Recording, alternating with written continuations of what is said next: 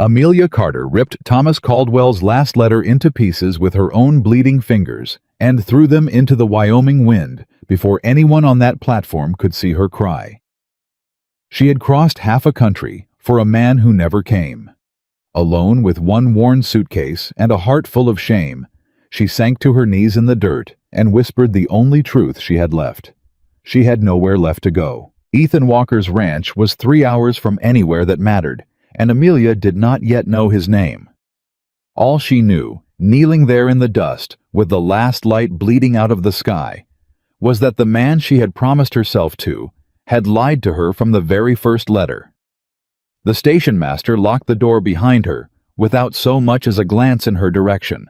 "Train don't come back through till Thursday, miss," he said, jangling his keys. "Whatever business you had here, best you sort it out before dark. Ain't safe for a woman alone." "I know that," Amelia said, though her voice cracked on the last word. He did not wait to hear more. He walked off toward the lit windows of town, and Amelia was left with the sound of her own breathing and the wind moving through the dry grass at the edge of the platform. She thought of the 6 months of letters. She thought of Thomas Caldwell's fine handwriting, his promises of a warm kitchen and a peaceful life far from the crowded tenements of Boston, his words that had made her believe for the first time since she was a girl that a man could want her, not despite her size, but simply because of who she was. She had read those letters until the ink smudged from her thumbs. She had believed every single word. Now she understood she had believed a stranger's fiction written for a woman he never intended to meet. Amelia pressed her palm flat against the platform boards and pushed herself back to standing. She would not let the dark find her sitting in the dirt like some abandoned parcel nobody claimed. She had survived worse than this. She had survived a childhood of being called too big, too plain, too much trouble to be loved. She could survive one more night of humiliation. She picked up her suitcase. She had no notion of where she was walking to. She only knew she could not stay on that platform where the last of the daylight seemed to mock her with its slow, indifferent fading. That was when she heard the horse. A big sorrel gelding came around the bend of the road, its rider sitting easy in the saddle the way a man does when he has spent his whole life on horseback. He was broad through the shoulders, weathered around the eyes, somewhere in his late 30s, with the kind of quiet in his face that comes from a man who has learned to live with silence because there was no one left to fill it. He slowed the horse when he saw her. He did not speak right away. He looked at the suitcase. He looked at her face, red and swollen from crying, and something in his own expression shifted, though Amelia could not have said what. "Ma'am," he said finally, touching the brim of his hat. "You waitin' on someone?" Amelia opened her mouth to lie, to say yes, someone was coming. Everything was fine. But the lie would not come. She had spent her whole life swallowing the truth to make other people comfortable, and she was too tired, too raw, too far from home to do it now. She said. "I guess I have nowhere left to go." The man was quiet for a long moment. His horse shifted beneath him, impatient, and he settled it with one gloved hand without looking away from her. "Funny," he said. "I got an empty house. Before we go any further, if stories like this one about women who were overlooked and underestimated and finally chosen for exactly who they are, speak to something in your heart, I would be honored if you hit that subscribe button and stayed with me for the whole journey tonight. Drop a comment and tell me what city you are watching from, because I love seeing just how far these stories travel. Now let us go back to that platform, because Amelia's night was only just beginning.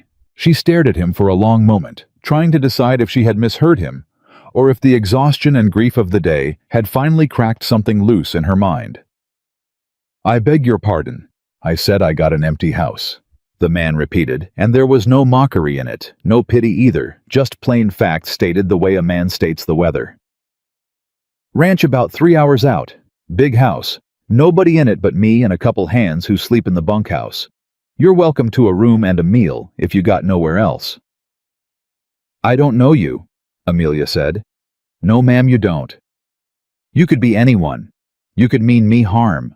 "I could," he agreed, and he did not try to talk her out of her caution, which surprised her more than anything he had said so far. "But I ain't going to. Name's Ethan Walker. Everybody in Red Willow knows me, and everybody in Red Willow will tell you the same thing. I keep to myself, and I don't lie." Amelia looked past him toward the dark shape of the town, its lamps just beginning to glow in the windows. She thought of walking there alone, a stranger with no money and a suitcase, and having to explain to whoever would listen that the man she had come to marry had never intended to show up. She thought of the looks she would get. She had spent her whole life collecting those looks, the quick up-and-down assessment, the flicker of judgment before anyone even opened their mouth. "Why would you do this for someone you don't know?" she asked. Ethan was quiet again, and when he spoke his voice had gone rougher, like the question had touched something he did not care to touch. "Because somebody helped me once when I had nothing," he said. "I ain't forgot what that felt like." Amelia did not know this man. She did not know if she could trust his kindness any more than she had trusted Thomas Caldwell's letters. But there was something in the plainness of his offer, the absence of flattery, the fact that he had not once looked at her body the way men so often did, weighing her, measuring her, finding her wanting, that made her believe him. "I have no money to pay you," she said. "I can't promise I'll be able to repay your kindness."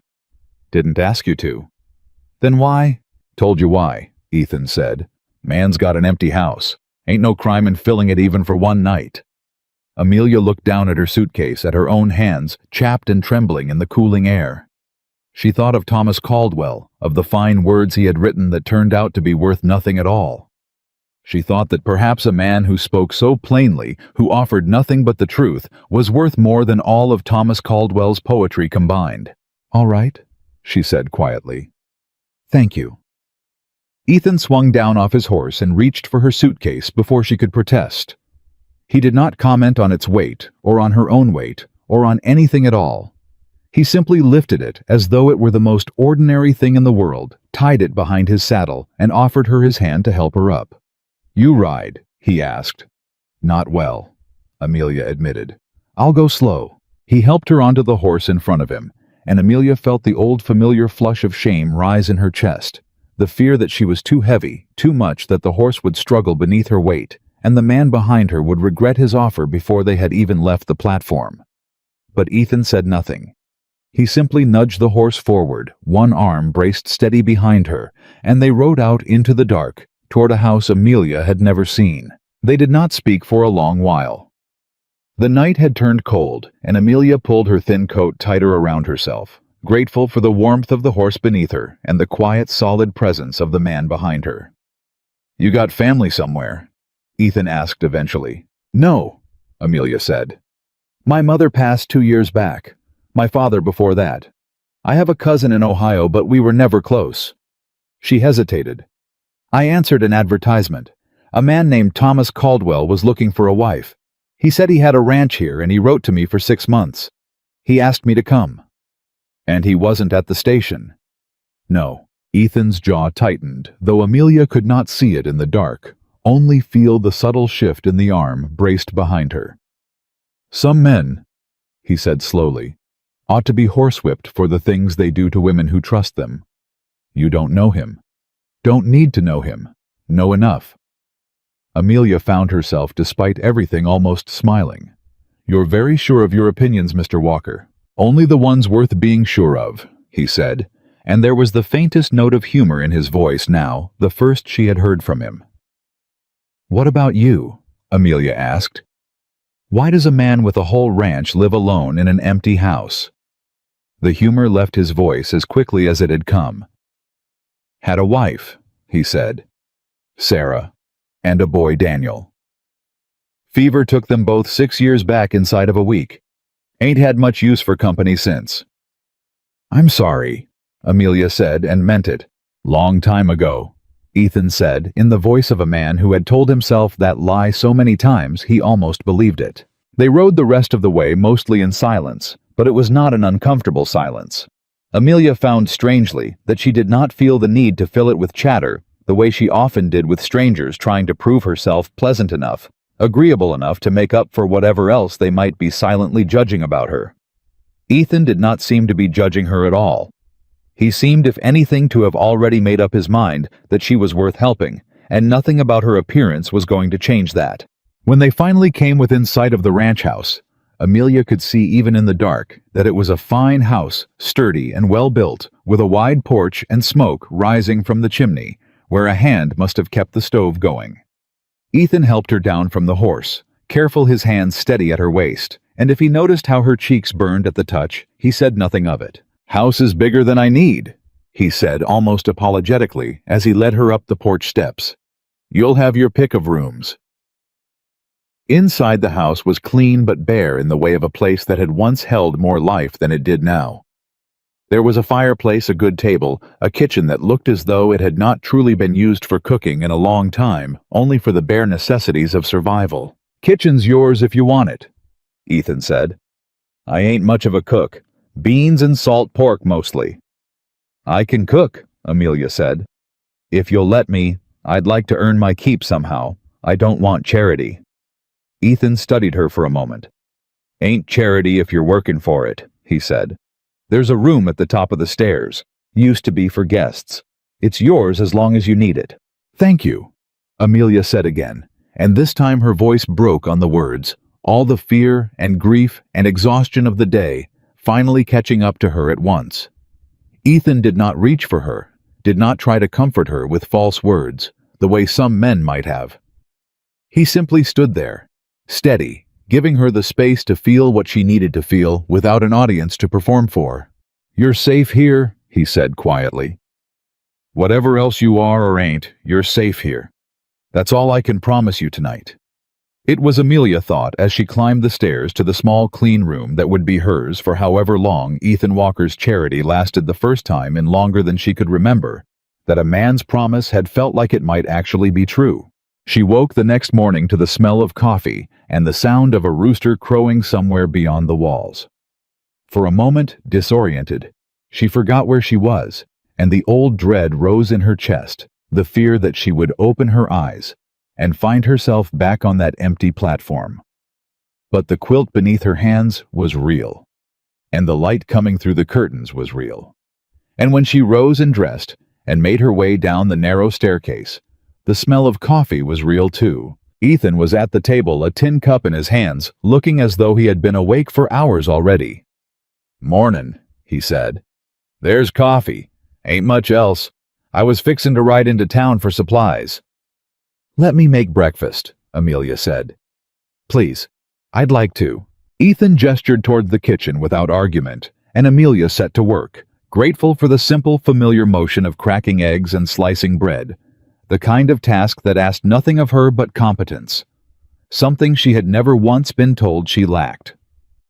By the time she set a plate in front of him, eggs and fried bread and a bit of bacon she had found in the spring house, Ethan was staring at it like a man who had forgotten such a thing was possible. "Ain't had a breakfast like this since Sarah," he said quietly, and then seemed almost startled that he had said it aloud. "I hope that's all right," Amelia said carefully. "It's more than all right," Ethan said. "Thank you." They ate mostly in silence, but Amelia noticed the way Ethan finished every bite, the way his shoulders seemed ever so slightly less burdened than they had the night before. It was a small thing, but Amelia had learned long ago that small things were sometimes the only proof a person had that their presence mattered to someone else. After breakfast, Ethan hitched the wagon and asked if she wanted to ride along into town. Amelia hesitated. She had no wish to face the judgment of strangers so soon after the humiliation of the platform, but she also had nothing to occupy herself with at the ranch, and she did not want to seem as though she was hiding. "I'll come," she said. The ride into Red Willow was pleasant enough, the morning bright and the air cool. But the moment they reached the main street and Ethan helped her down from the wagon outside the mercantile, Amelia felt the old familiar weight of eyes upon her. Two women stood near the water trough, and Amelia caught the way their gazes moved over her, quick and assessing the way they leaned toward each other to whisper without bothering to lower their voices enough. "That's the one of them murmured. "Come in on the train yesterday. Caldwell's mail-order bride, they're sayin', except he never showed." "Can't say I'm surprised," the other replied with a little laugh that was not kind. "Poor man probably took one look at the advertisement and thought better of it once he heard what she looked like." Amelia felt the words land like a physical blow, and she fixed her eyes on the mercantile door, determined not to let them see her flinch. She had endured worse.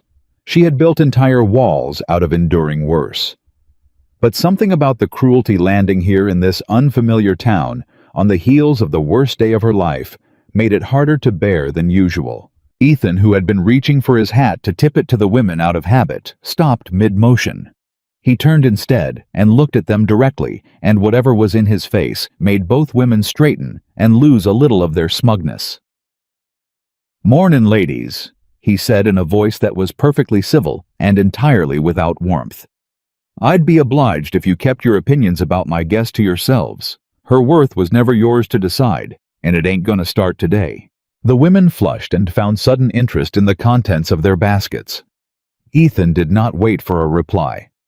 He simply offered Amelia his arm, an old-fashioned gesture that felt in that moment like the most protective thing anyone had ever done for her, and walked her into the mercantile as though nothing at all had happened. Inside, the shopkeeper was more careful with his words, though Amelia did not miss the way his eyes flicked toward her before returning with visible effort to Ethan. "Walker," the shopkeeper said. "Heard about your trouble at the station yesterday, miss. Shame that.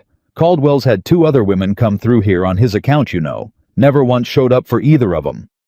Amelia's stomach turned cold. "2 others? At least 2 that I know of," the shopkeeper said, not unkindly, simply matter of fact. "Man's got a reputation, though most folks around here are too polite or too scared of upsetting his business partners to say so outright." "Business partners?" Ethan asked, his voice sharpening. The shopkeeper glanced around the empty store before lowering his voice. "Caldwell does work for Silas Radford. You know Radford. Owns half the paper on the ranches out this way. Some folks say Caldwell's mail-order scheme was never really about finding a wife at all. Some folks say it was about something else entirely, though I couldn't tell you what." Ethan's expression went carefully blank, in a way that told Amelia he was thinking hard about something he did not wish to say aloud in front of the shopkeeper. He paid for his supplies quickly after that, and they left the mercantile without further conversation, though Amelia noticed the tension that had settled into his shoulders. "Who is Silas Radford?" she asked, once they were back in the wagon. "Banker," Ethan said. "Owns the land office, too. Half the ranchers in this valley owe him money one way or another. He's been buying up notes on land all over the county the last couple years, foreclosing when folks can't pay, which happens an awful lot more than it used to now that I think on it." "You think there's a connection between him and Thomas Caldwell?" Ethan was quiet for a long moment, guiding the horses around a rut in the road. "I think," he said slowly, "that a man don't go through the trouble of writing letters to women 3 states away unless there's a reason worth the trouble. And I think Silas Radford ain't the kind of man who spends money on something that don't profit him somehow." The ride home from town that first day was quiet for a long while.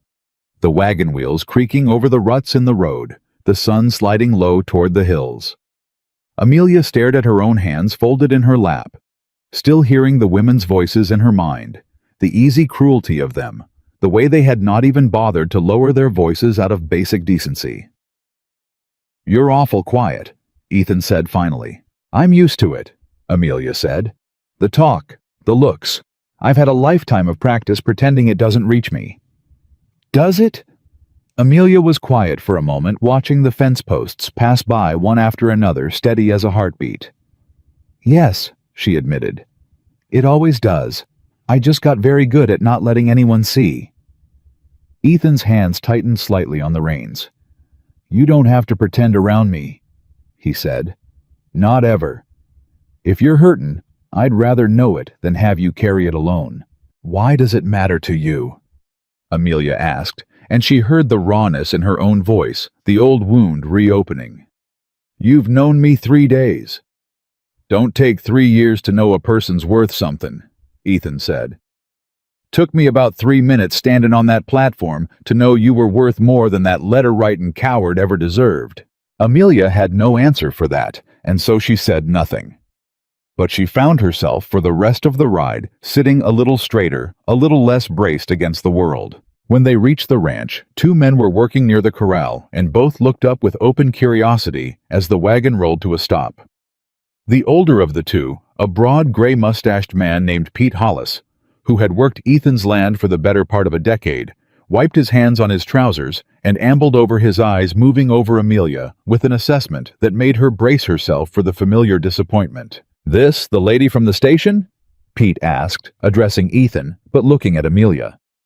"This is Miss Amelia Carter," Ethan said. "She'll be staying with us a while.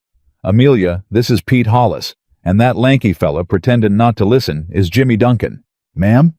Pete said, tipping his hat. And if he had any opinion about a plus-size woman with no ring on her finger staying alone at his employer's ranch, he kept it entirely off his weathered face. "Heard about your trouble at the station. Caldwell's a snake. Always has been." "You know him?" Amelia asked, surprised. "Everybody in this valley knows him," Jimmy Duncan put in, coming closer, a boy of perhaps 19 with an easy grin. "Works for Radford. Rides around collecting on notes mostly. Don't know why a man like that would bother writing letters to women back east unless Radford put him up to it somehow." "Jimmy," Pete said warningly. "What? It's true. Everybody's saying it. Everybody's saying a lot of things that ain't been proved," Pete said, though his eyes had gone thoughtful, and Amelia noticed he did not actually deny the substance of what Jimmy had said. "Well," Amelia said, straightening her shoulders, "if there is a connection to be found, I intend to find it if Mr. Walker will permit me the use of his kitchen table and a lamp in the evenings." Pete looked at her for a long moment, and something like respect crept into his weathered face. "Ma'am, you're welcome to my chair by the stove if it'll help. Man like Radford's had this valley by the throat long enough. Wouldn't mind seeing somebody finally squeeze back." That night, Amelia lay awake in the small guest room, listening to the wind move through the eaves, thinking not of Thomas Caldwell, whose betrayal had already begun to feel like something that had happened to a different woman entirely, but of the strange, sudden sense of belonging she had felt standing in that corral being spoken to, not as an object of pity or judgment, but as a woman with a mind worth listening to. She thought of her mother who had died believing her daughter would end her days alone, too large and too plain for any man to want. She thought of the years of small cruelties, the shop clerks who assumed she wanted the largest size before she had said a word, the neighbors who whispered behind their hands, the suitors who never came calling twice. And she thought of Ethan Walker, standing on that dark platform, looking at her not as a burden to be endured, but as a person worth helping entirely without condition. For the first time since her mother's funeral, Amelia allowed herself to cry without shame, not from grief, but from something far more dangerous to the walls she had built around her heart. Relief. Hope. The terrifying, fragile beginning of believing that perhaps she had not, after all, arrived at the end of her story, but somewhere near its true beginning. Over the following days, Amelia settled into a rhythm at the ranch that felt, despite everything, like something close to peace. She rose early to make breakfast. She spent her mornings in the kitchen, canning what vegetables remained from the small garden, and her afternoons going through the ranch's account books, which she found upon asking Ethan's permission, in a state of considerable disarray. "You don't have to trouble yourself with that," Ethan said when he found her bent over the ledgers at the kitchen table one afternoon, ink-stained fingers moving down columns of figures. "I want to," Amelia said. "I was good at this once. My father kept books for a shipping company, and I helped him from the time I was 12 years old. I like numbers. They don't lie to you, not the way people do." Ethan studied her for a moment. "Numbers don't lie," he agreed. "But near everybody who touches them does sooner or later." "Not everybody," Amelia said, and something in the way she looked at him made it clear she did not include him in that judgment. Ethan's ears went faintly red, and he busied himself with his boots rather than respond, but Amelia caught the small, unguarded smile he could not quite suppress before he turned away. The ranch under her attention began to change in small ways. A flower pot appeared on the porch railing filled with the last of the season's wildflowers she had gathered on a walk. The kitchen, once bare and functional, began to smell of fresh bread most mornings. The dining table, which Ethan admitted had held only a single plate for 6 long years, now held 2 set carefully across from each other each evening. Ethan, for his part, began to show his gratitude in the only language he seemed to know, which was action rather than words. He left a cup of coffee beside her ledgers each morning before he rode out to check the herds.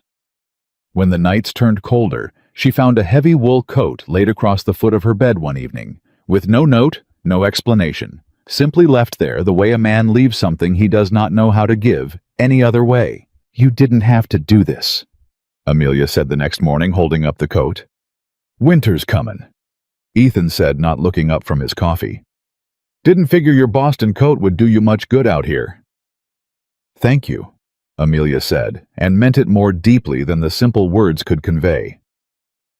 It was on one such morning, nearly 3 weeks after her arrival, that a rider came up the drive at a pace that made Ethan set down his coffee and go to the door before the man had even dismounted.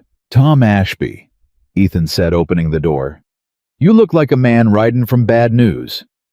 The rider, a thin, weathered rancher from a neighboring spread, swung down from his horse with the stiff urgency of a man who had not slept.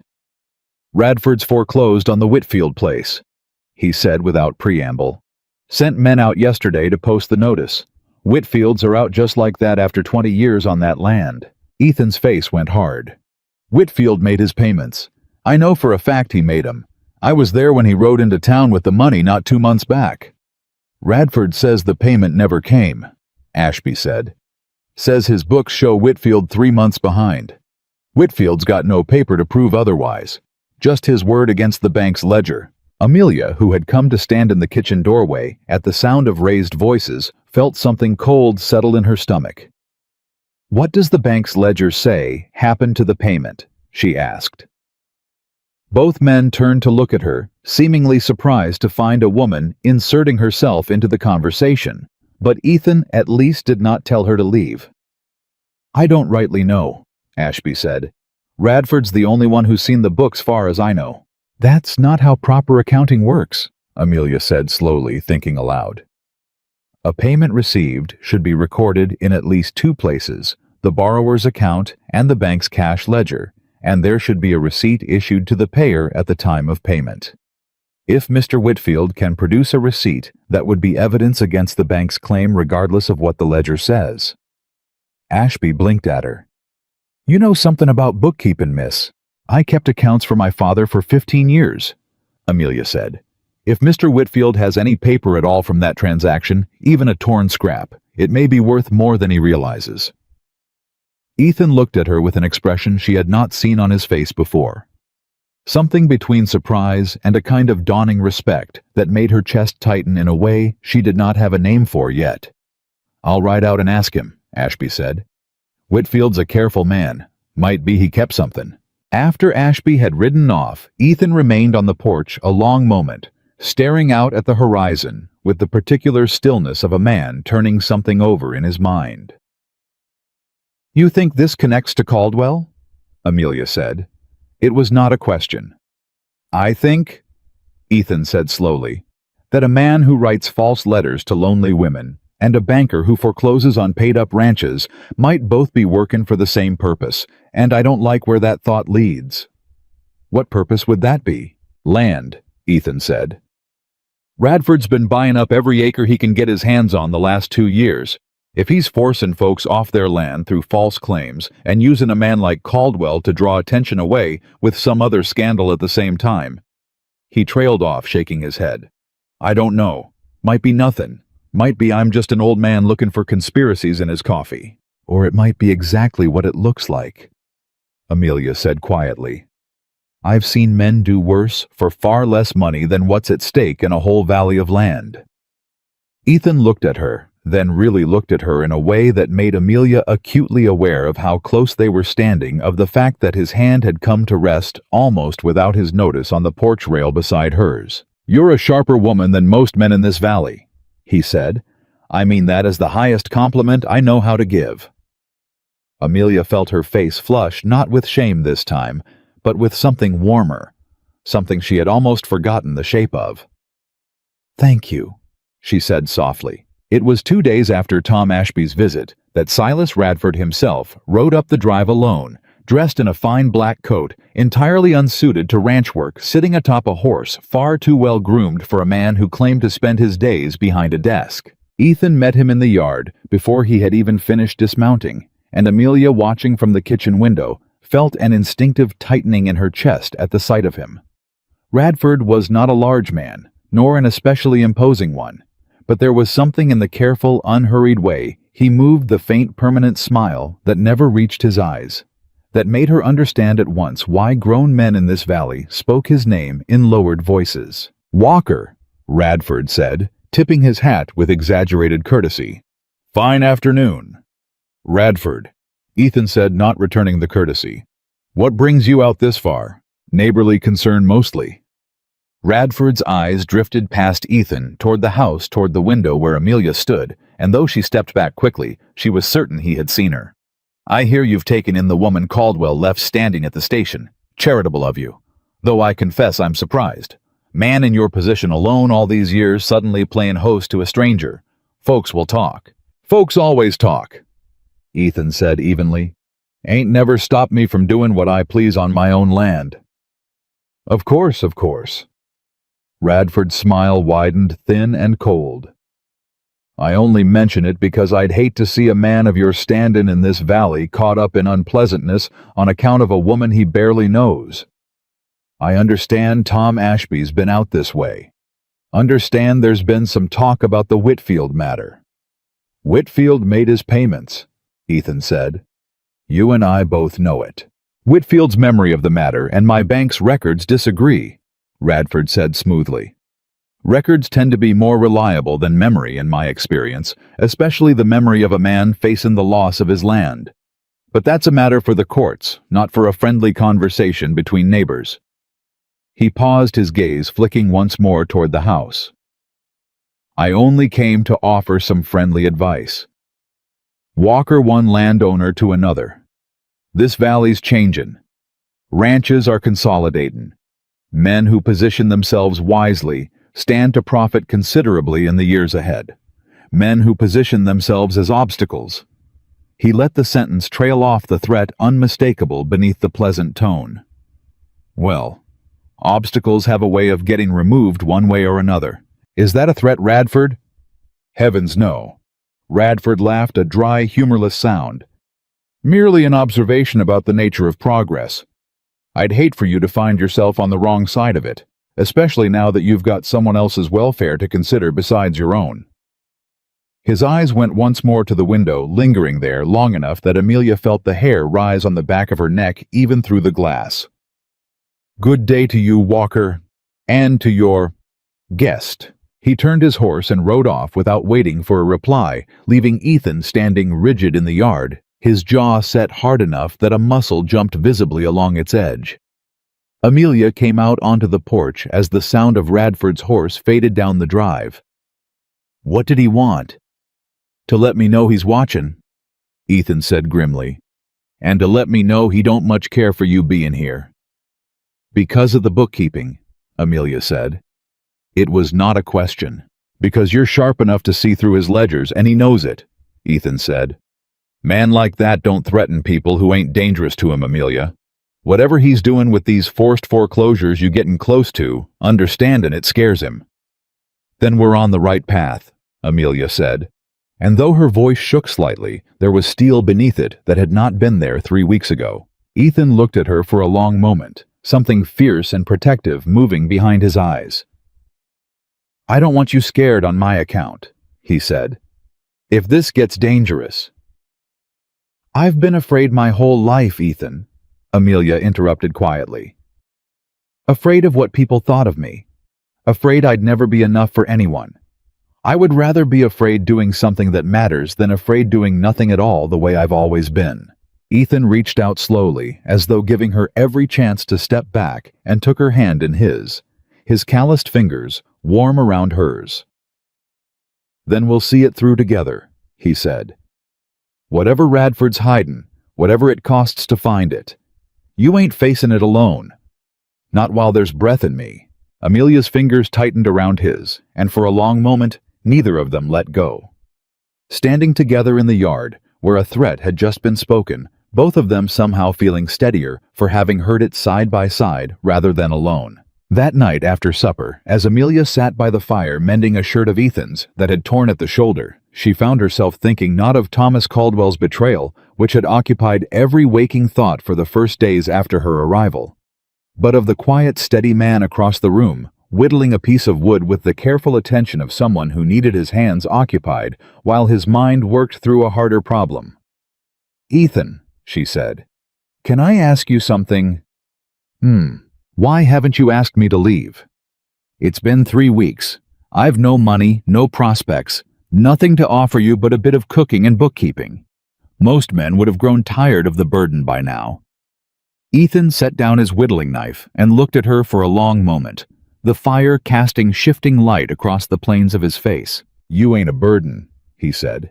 "House ain't felt this much like a home since Sarah passed. I ain't in any hurry to go back to how things were before you came, and I don't rightly care if that makes sense to anybody but me." Amelia's needle stilled in her hands. "I don't want you to keep me out of pity," she said, and the old fear crept back into her voice. The fear that had haunted her since childhood, that any kindness shown to her was really just charity, dressed up in gentler clothes. "Pity," Ethan repeated as though testing the shape of the word and finding it foreign to what he felt. "Amelia, I have buried a wife and a son. I know the difference between pity and something that feels like it might be worth living for again. What I feel when you're in this house ain't pity. Ain't nowhere close to it." The fire crackled between them, and neither of them spoke for a long moment, but something had shifted in the room, something neither of them was yet ready to name. "I should finish this mending," Amelia said finally, her voice unsteady. "Reckon you should." Ethan agreed, though he made no move to look away from her until she did. Over the following days, the matter of Silas Radford and the Whitfield foreclosure hung over the ranch like a gathering storm that had not yet broken. Tom Ashby returned to report that Whitfield had indeed found a scrap of receipt paper dated and signed by Radford's own clerk. Though Radford's lawyer was already arguing the paper was forged, a claim that struck both Ethan and Amelia as particularly bold, coming from a man they increasingly suspected of forgery himself. "It's his word against Whitfield's," Ethan said grimly, reading the letter Ashby had brought. "And out here, Radford's word carries more weight than a small rancher's simply on account of who he is." "Then we need more than one man's receipt," Amelia said, already reaching for a fresh sheet of paper and her pen. "If Radford has done this to Whitfield, he has likely done it to others. If we can find a pattern, a group of ranchers who all lost land to the same kind of disputed payment, that pattern becomes much harder to dismiss than a single man's word." Ethan watched her write the quick, sure strokes of her pen, the sharp focus in her face that had not been there when she first arrived at his ranch, broken and grieving on a station platform 3 weeks before. "You're already thinking like a lawyer." He said something like wonder in his voice. "I'm thinking like a woman who has spent her whole life being told she wasn't capable of anything worth doing," Amelia said, not looking up from her paper. "I intend to prove that wrong at least once before I die." "Amelia."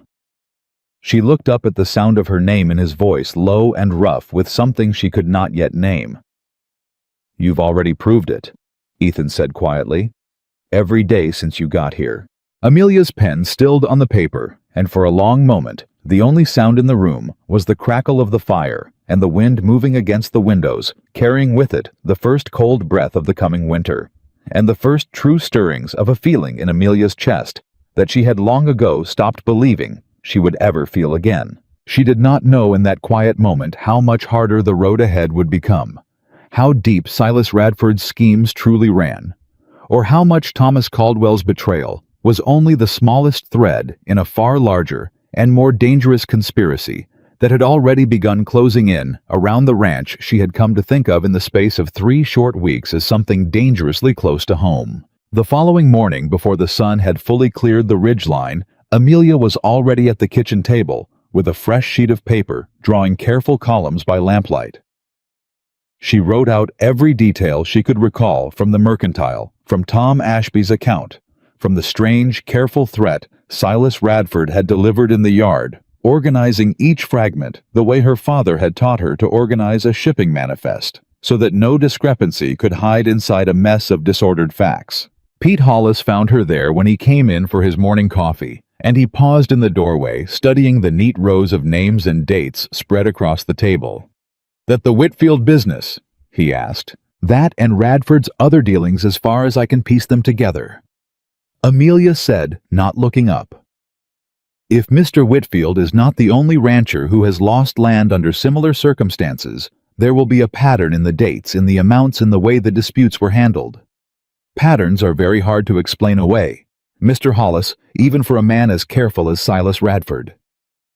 Pete poured his coffee slowly, watching her work. "You talk like a woman who's done this kind of thing before." "I have," Amelia said. "Not this exactly. But I once found an error in my father's accounts that saved his business from a partner who had been quietly stealing from him for the better part of 2 years. Everyone told me I had misunderstood the numbers. I hadn't." She finally looked up, and there was a hard, clear certainty in her eyes that had not been there on the station platform 3 weeks before. People underestimate what a woman with a ledger and enough patience can uncover, Mr. Hollis. I intend for Silas Radford to make that same mistake.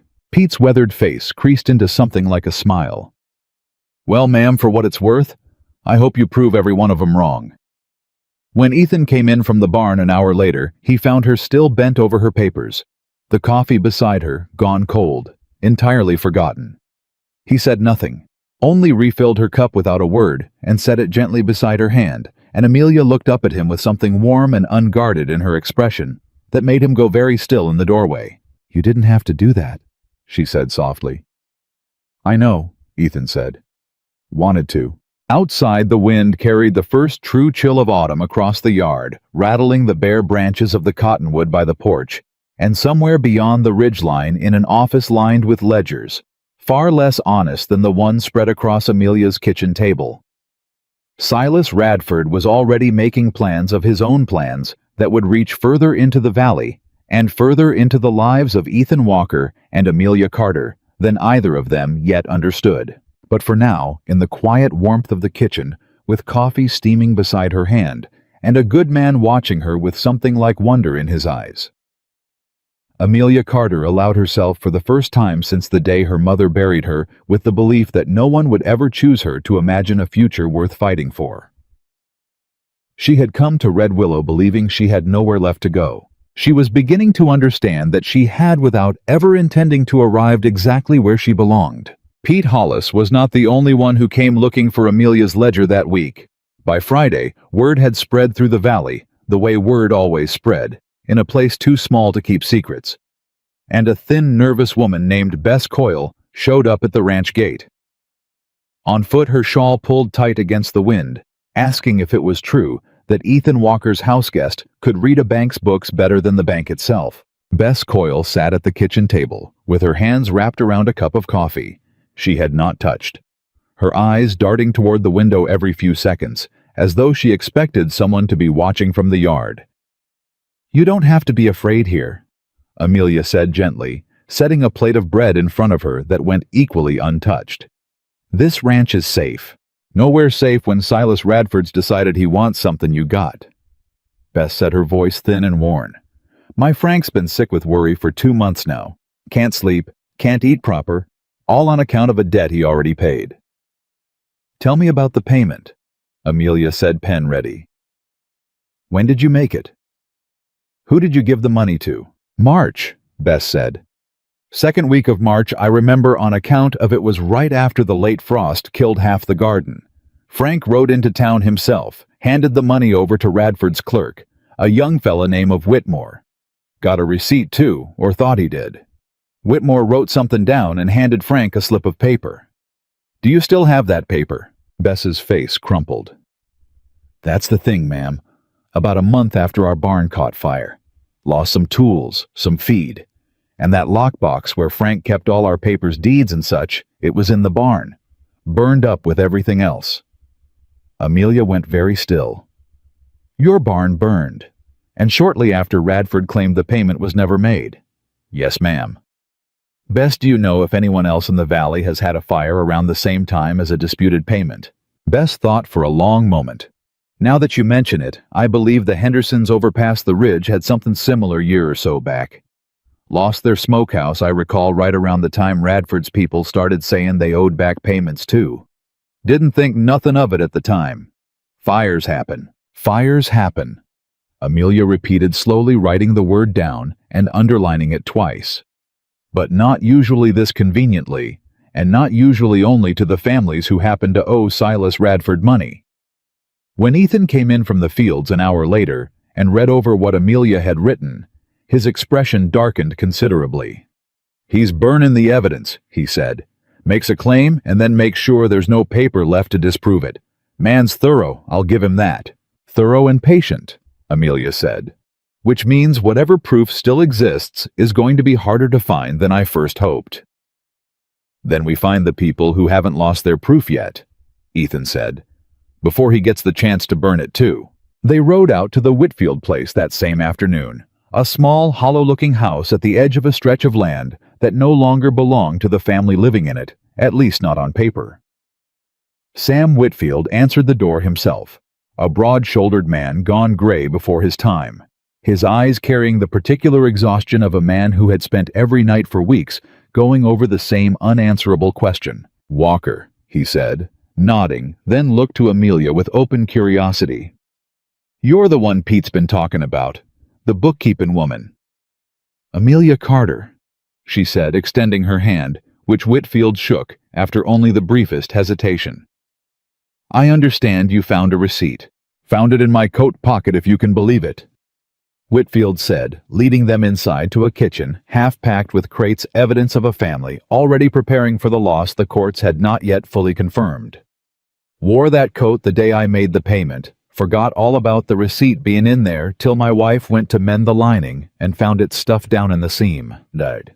He produced the paper from a tin box on the shelf, handling it as carefully as if it were made of glass, and Amelia examined it with the same careful attention she had once given her father's ledgers, checking the date, the amount, the signature at the bottom.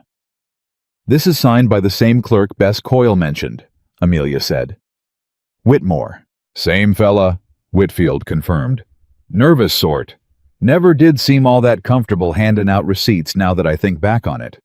Always seemed like he was watching the door while he wrote." "As though he was afraid of being seen doing something he'd been told not to do," Amelia said slowly. "Might be," Whitfield said. "You think he'd talk if somebody asked him plain?" "I think," Ethan said, "that a nervous young clerk working for a dangerous man might be exactly the kind of witness who breaks first if he's given a reason to believe telling the truth won't get him killed for it." Whitfield's wife, a thin woman named Clara, who had been standing quietly in the doorway, spoke up for the first time. "You'd have to protect him," she said. "Whitmore, I mean. Radford finds out that boy talked, he won't just lose his job. Man like Radford don't leave loose ends lying around where anybody can trip over him." "We'll worry about protecting him once we know if he's willing to talk at all," Ethan said. "For now, Sam, I'd be obliged if you'd put your name to a written statement same as Bess did." Everett Doyle out of Cheyenne's agreed to open an inquiry, but he needs more than one man's word to make it stick. Whitfield looked at the receipt in his hand for a long moment, then at his wife, then at the half-packed crates lining his kitchen. "We got nothing left to lose that Radford ain't already trying to take," he said finally. "Give me the paper. I'll sign whatever needs signing." By the time they left the Whitfield place, the light was already beginning to fail, and Amelia rode home with the receipt folded carefully inside her coat close against her chest, as though the nearness of her own body might somehow protect it from whatever forces Radford might send to make it disappear the way Bess Coyle's lockbox had disappeared. They were still a mile from the ranch when Jimmy Duncan came riding hard down the road toward them, his young face pale in the dusk. "Ryder's been watching the place all afternoon," Jimmy said, reining in hard beside them. "Up on the ridge north side. Pete spotted him first through the field glass. Fella matches the description folks give of Dutch Kessler." Ethan's hand went immediately to the rifle across his saddle. "Still there. Was 10 minutes back. Might have moved on by now, but Pete didn't want to leave the house unwatched to go find out." "Amelia right ahead with Jimmy," Ethan said. "Get inside, bar the door. And you?" "I'm gonna have a look at that ridge." "Ethan, no." Amelia's voice came out sharper than she intended, fear cutting through the careful composure she had been holding onto all day.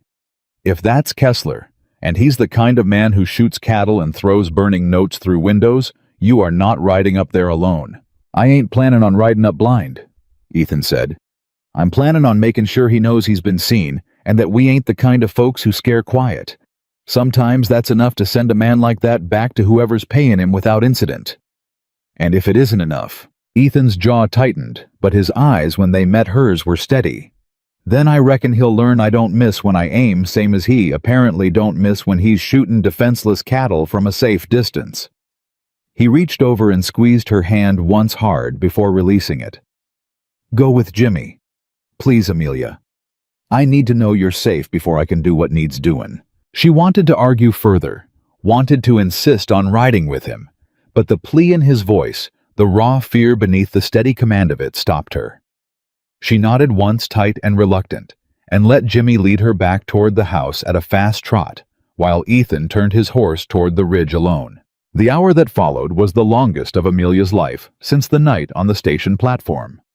She stood at the window with Pete's shotgun propped beside her, though she had never fired one in her life and doubted her ability to do so, now watching the darkening tree line for any sign of Ethan's return, her mind conjuring a dozen terrible possibilities for every minute that passed without him. He's done this before, Pete said quietly, coming to stand near her, his own rifle steady in his hands. Face down worse than Dutch Kessler. Man's got more grit than sense sometimes, but he ain't foolish. He'll be careful. Careful doesn't stop a bullet, Mr. Hollis. No, ma'am, Pete admitted. It don't, but it improves the odds considerable. It was nearly full dark when they heard the horse, and Amelia's heart lurched into her throat until she recognized the particular rhythm of Ethan's gelding coming down the drive at a walk, rather than a gallop, a sign she hoped that whatever had happened on the ridge had not ended in violence. She was out the door before Pete could stop her running across the yard, in a way she had not run since she was a girl, and Ethan swung down from his horse just in time to catch her as she reached him, her arms going around his neck with a desperation that surprised them both. You're all right, she said into his shoulder, half a question, half a prayer of thanks. I'm all right. He confirmed, his own arms tightening around her. Kessler was gone by the time I got up there. Found his tracks, found where his horse had been standing for the better part of the afternoon watching the house. But he'd cleared out. He was watching us, Amelia said, pulling back just enough to look at his face. Waiting for something. Waiting to see if we'd go running scared, most likely, Ethan said. Or waiting for dark to try something worse than a rock through a window. His hand came up to cup her cheek, his thumb brushing gently against her skin. I ain't gonna pretend this ain't dangerous, Amelia. But I need you to know whatever Radford throws at us, I am not going anywhere. Not while you're here. Neither am I, Amelia said, and meant it with every fiber of a heart she had once believed no one would ever want to claim. 4 ranchers, Ethan said that evening, reading over her shoulder as she copied the names into a clean column. Whitfield Coyle? And now you're telling me the Petersons and old man Garrity, too? Garrity's wife came by while you were out with the herd, Amelia said. She didn't stay long. Said her husband forbade her from talking to anyone about it. Said Radford's men had already warned them once. Ethan's hand went still on the back of her chair. Warned them how? She wouldn't say. But Ethan, she was frightened. Genuinely frightened, not just worried about money. Amelia set down her pen and turned to look at him. This isn't only about foreclosure notices anymore. No, Ethan said grimly. I don't reckon it is. The next morning, riding out to check on a stretch of fence line that had come down in the wind, Ethan found the answer to a question he hadn't yet asked aloud. 6 of his cattle lay dead in the north pasture, not from illness, not from wolves, but from bullets. 3 shots each, methodical, deliberate, the kind of killing meant to send a message rather than fill a larder. He rode back to the house at a gallop that brought Pete and Jimmy running from the barn before he'd even reined in. Somebody shot 6 head in the north pasture, Ethan said, swinging down. Close range. Recent. Within the last night by the look of the blood. Amelia had come out onto the porch at the sound of hooves, and the color drained from her face as she listened. This is because of the ledgers, she said. Because of what we've been gathering. Can't prove that, Ethan said, though his voice carried none of the conviction his words tried to claim. You don't have to prove it, Amelia said. We both know it. Pete spat into the dirt, his weathered face hard. Radford's done this before. Ran off 2 hands from the Whitfield place with the same kind of message before he ever got around to the foreclosure notice. Man likes his intimidation quiet. Deniable. Then we stop being quiet about it, Amelia said, and there was something new in her voice, something that had not been there even a week before, a hardness born not of anger alone, but of the particular fury of a woman who had spent her whole life being underestimated, and was done finally with being underestimated in ways that mattered. Amelia, Ethan started. No, she said. Ethan, I understand you want to protect me. I understand that better than you know. But I did not survive Thomas Caldwell's cruelty and a lifetime of being told I was worth less than other women just to sit quietly in your kitchen while a man like Silas Radford terrorizes an entire valley. If he's frightened enough to kill cattle over a few pages of notes, then those notes are worth more than either of us realized. Ethan looked at her for a long moment, something fierce and helpless moving across his face in equal measure. I ain't trying to keep you quiet, he said finally. I'm trying to keep you alive. Then help me, Amelia said. Don't fight me on this. Help me finish what we started. It was Pete who broke the tension, clearing his throat with the particular delicacy of a man who has spent 30 years learning when to speak and when to disappear. There's a fella out of Cheyenne, he said. Land Office Inspector, name of Everett Doyle. Came through here about 2 years back asking questions about some other foreclosures over in Carbon County. Struck me as an honest man, which I don't say lightly about anybody wearing a government badge. Might be worth writing to him. Do you have an address? Amelia asked. Might could find one, Pete said.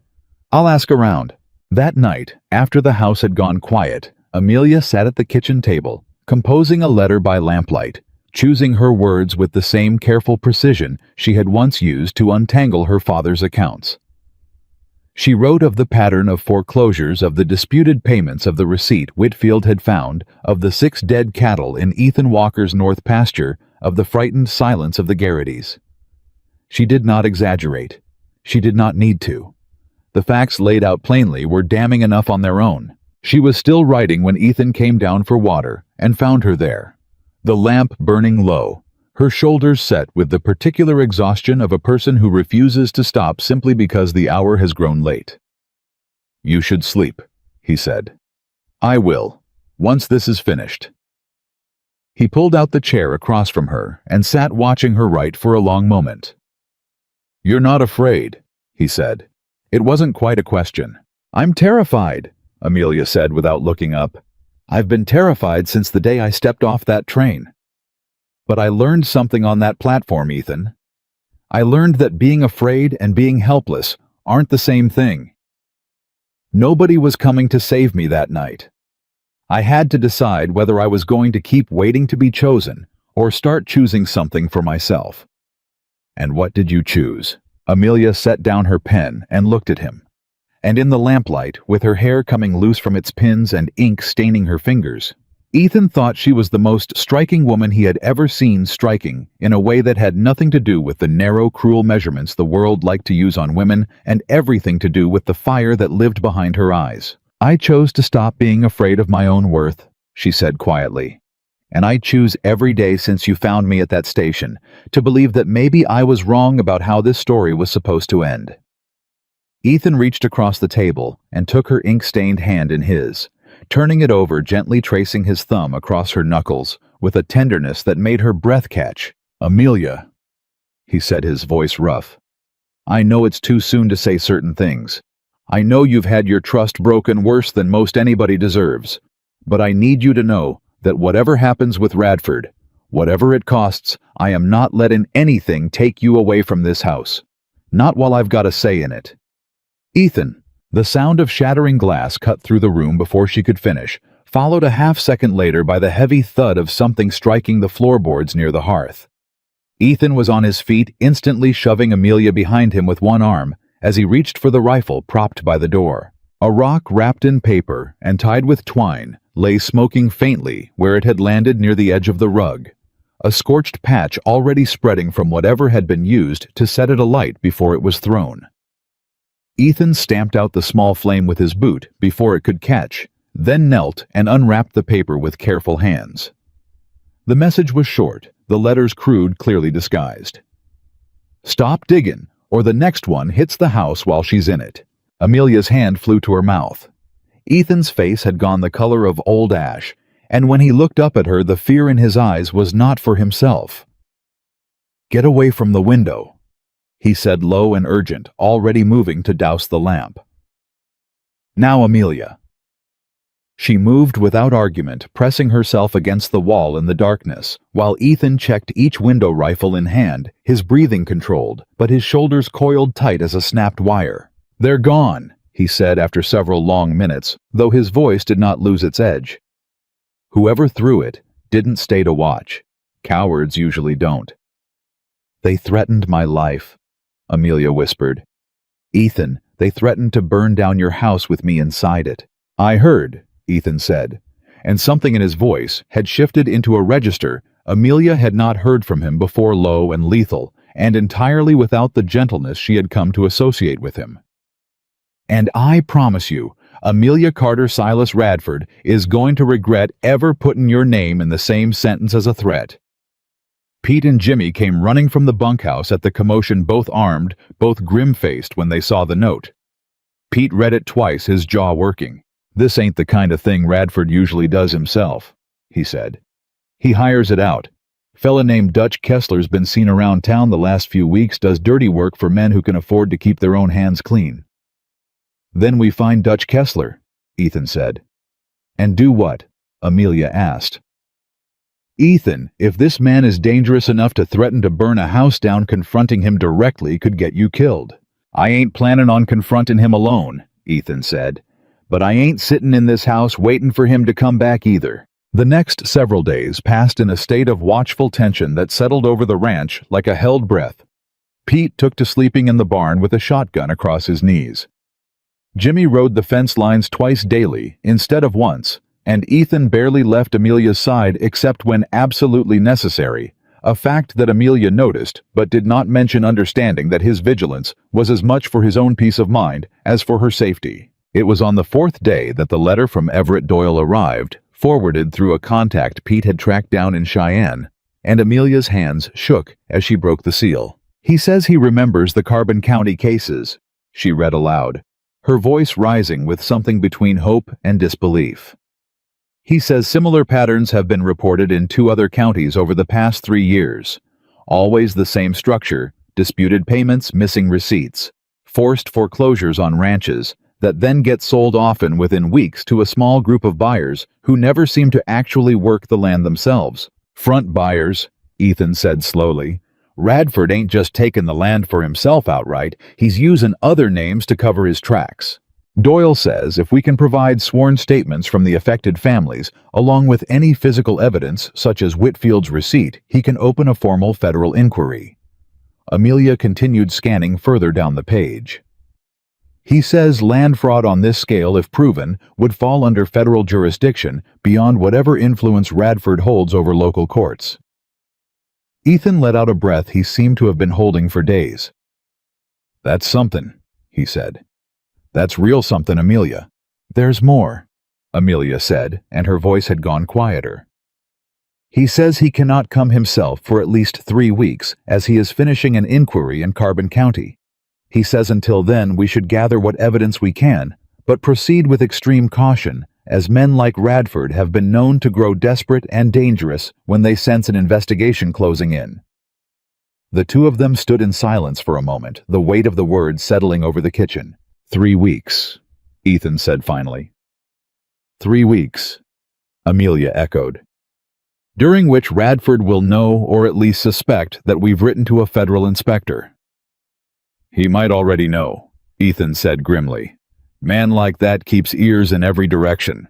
Wouldn't surprise me if he's got somebody at the post office letting him know what mail comes and goes." Amelia's stomach turned cold at the thought, but she straightened her shoulders regardless. "Then we work faster," she said. We gather every statement we can before he has time to intimidate the rest of the valley into silence. There's something else, too, Ethan said slowly, folding Doyle's letter with careful hands. If Radford knows we've gone to a federal inspector, he ain't gonna wait around to see if the inquiry actually amounts to anything. Man like that don't survive as long as he has by being patient with threats to his own neck. He's gonna move quick, and he's gonna move mean. Then we need to be ready before he does, Amelia said.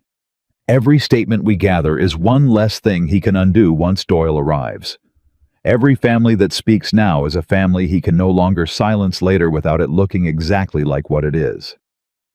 You're not wrong, Ethan said. But I need you to promise me something. What's that? That you'll let me know the moment something feels wrong. A stranger on the road, a letter that don't sit right, anything at all. I ain't asking you to stop being brave, Amelia. I'm asking you to let me stand beside you while you're being brave, instead of finding out after the fact how close something came to taking you from me. Amelia reached across the table and took his hand, the same steady warmth she had come to rely on in the space of 3 short weeks. I promise, she said, as long as you promise the same to me. Already do, Ethan said. Ain't never gonna stop.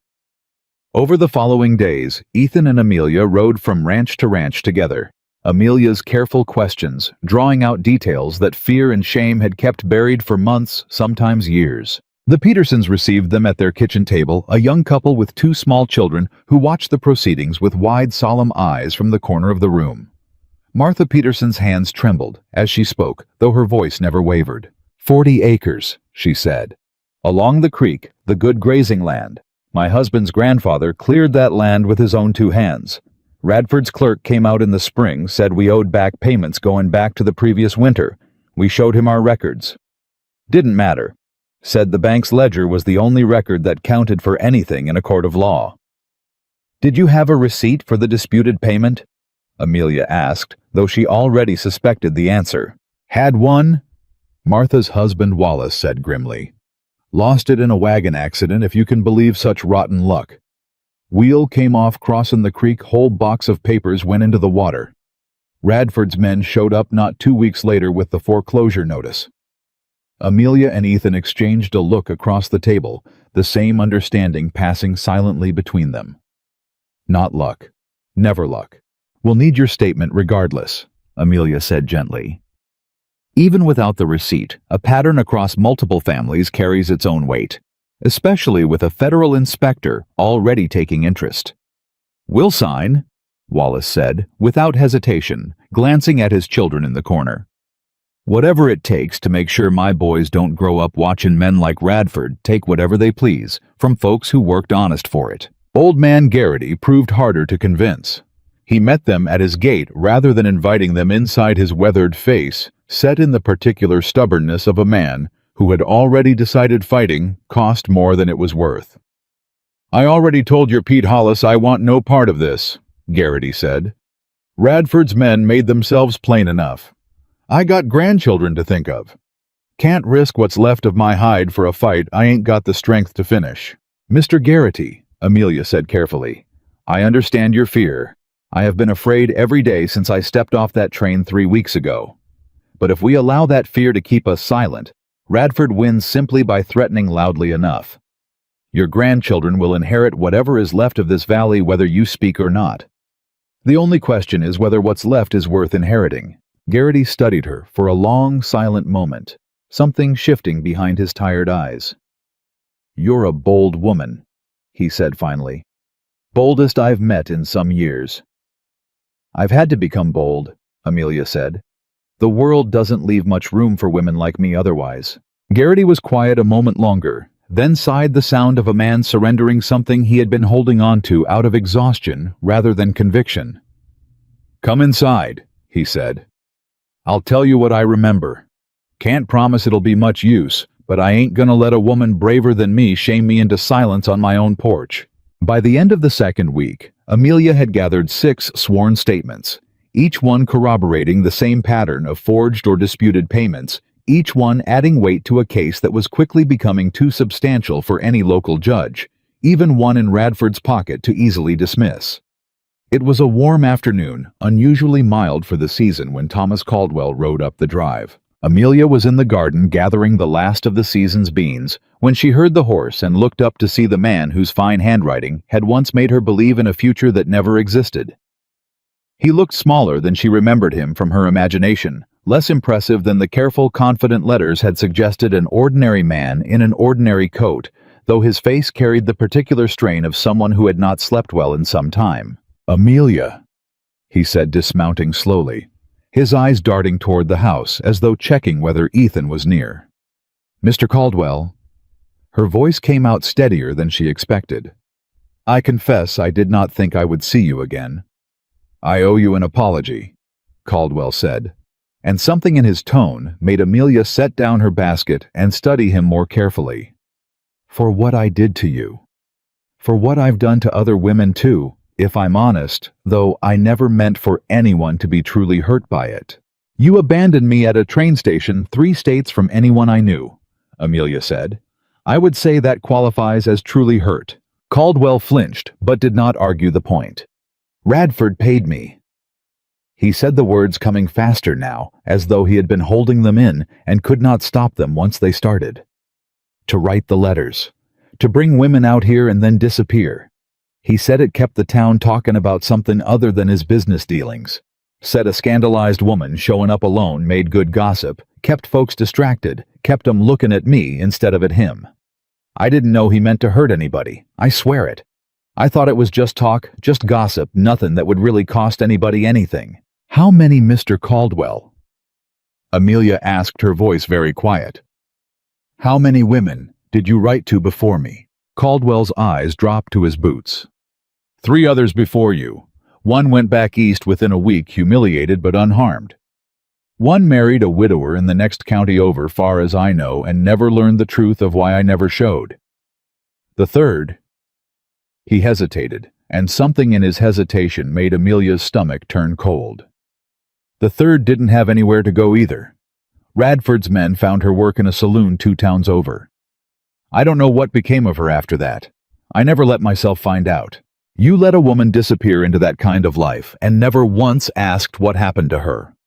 Ethan's voice had gone dangerously quiet, the kind of quiet that Amelia had learned in 3 short weeks meant he was holding himself back from something considerably louder. "I know what I am, Walker," Caldwell said, and for the first time, real shame crossed his face. "I ain't come here looking for forgiveness. I know I don't deserve it. I came because I couldn't live with one more woman's name on my conscience, and because whatever Radford's planning against you 2, it sounded worse than anything he's had me do before." "And now?" Amelia asked, though something cold and sharp had already begun tightening in her chest. "Now I hear he's threatened Walker's house," Caldwell said. "Now I hear about cattle shot dead in a field, and I got to thinking about what kind of man I've been working for, and what kind of man that makes me." He swallowed hard. "I came to warn you. Radford knows about the letter to the inspector in Cheyenne. He's got a man at the post office like Walker probably already suspects. He's planning something, Amelia, something worse than a rock through a window. I don't know exactly what, but I heard him talking to Dutch Kessler 2 nights back, and the way they talked, it didn't sound like they were planning on waiting 3 more weeks for that inspector to show up." The screen door banged open behind them, and Ethan came down the porch steps fast, his hand already resting on the grip of his revolver. "Caldwell," he said, his voice a low warning. "You got exactly 10 seconds to explain why you're standing in my yard before I decide you're the one who threw that rock through my window." "I ain't here to cause trouble, Walker," Caldwell said quickly, both hands raised.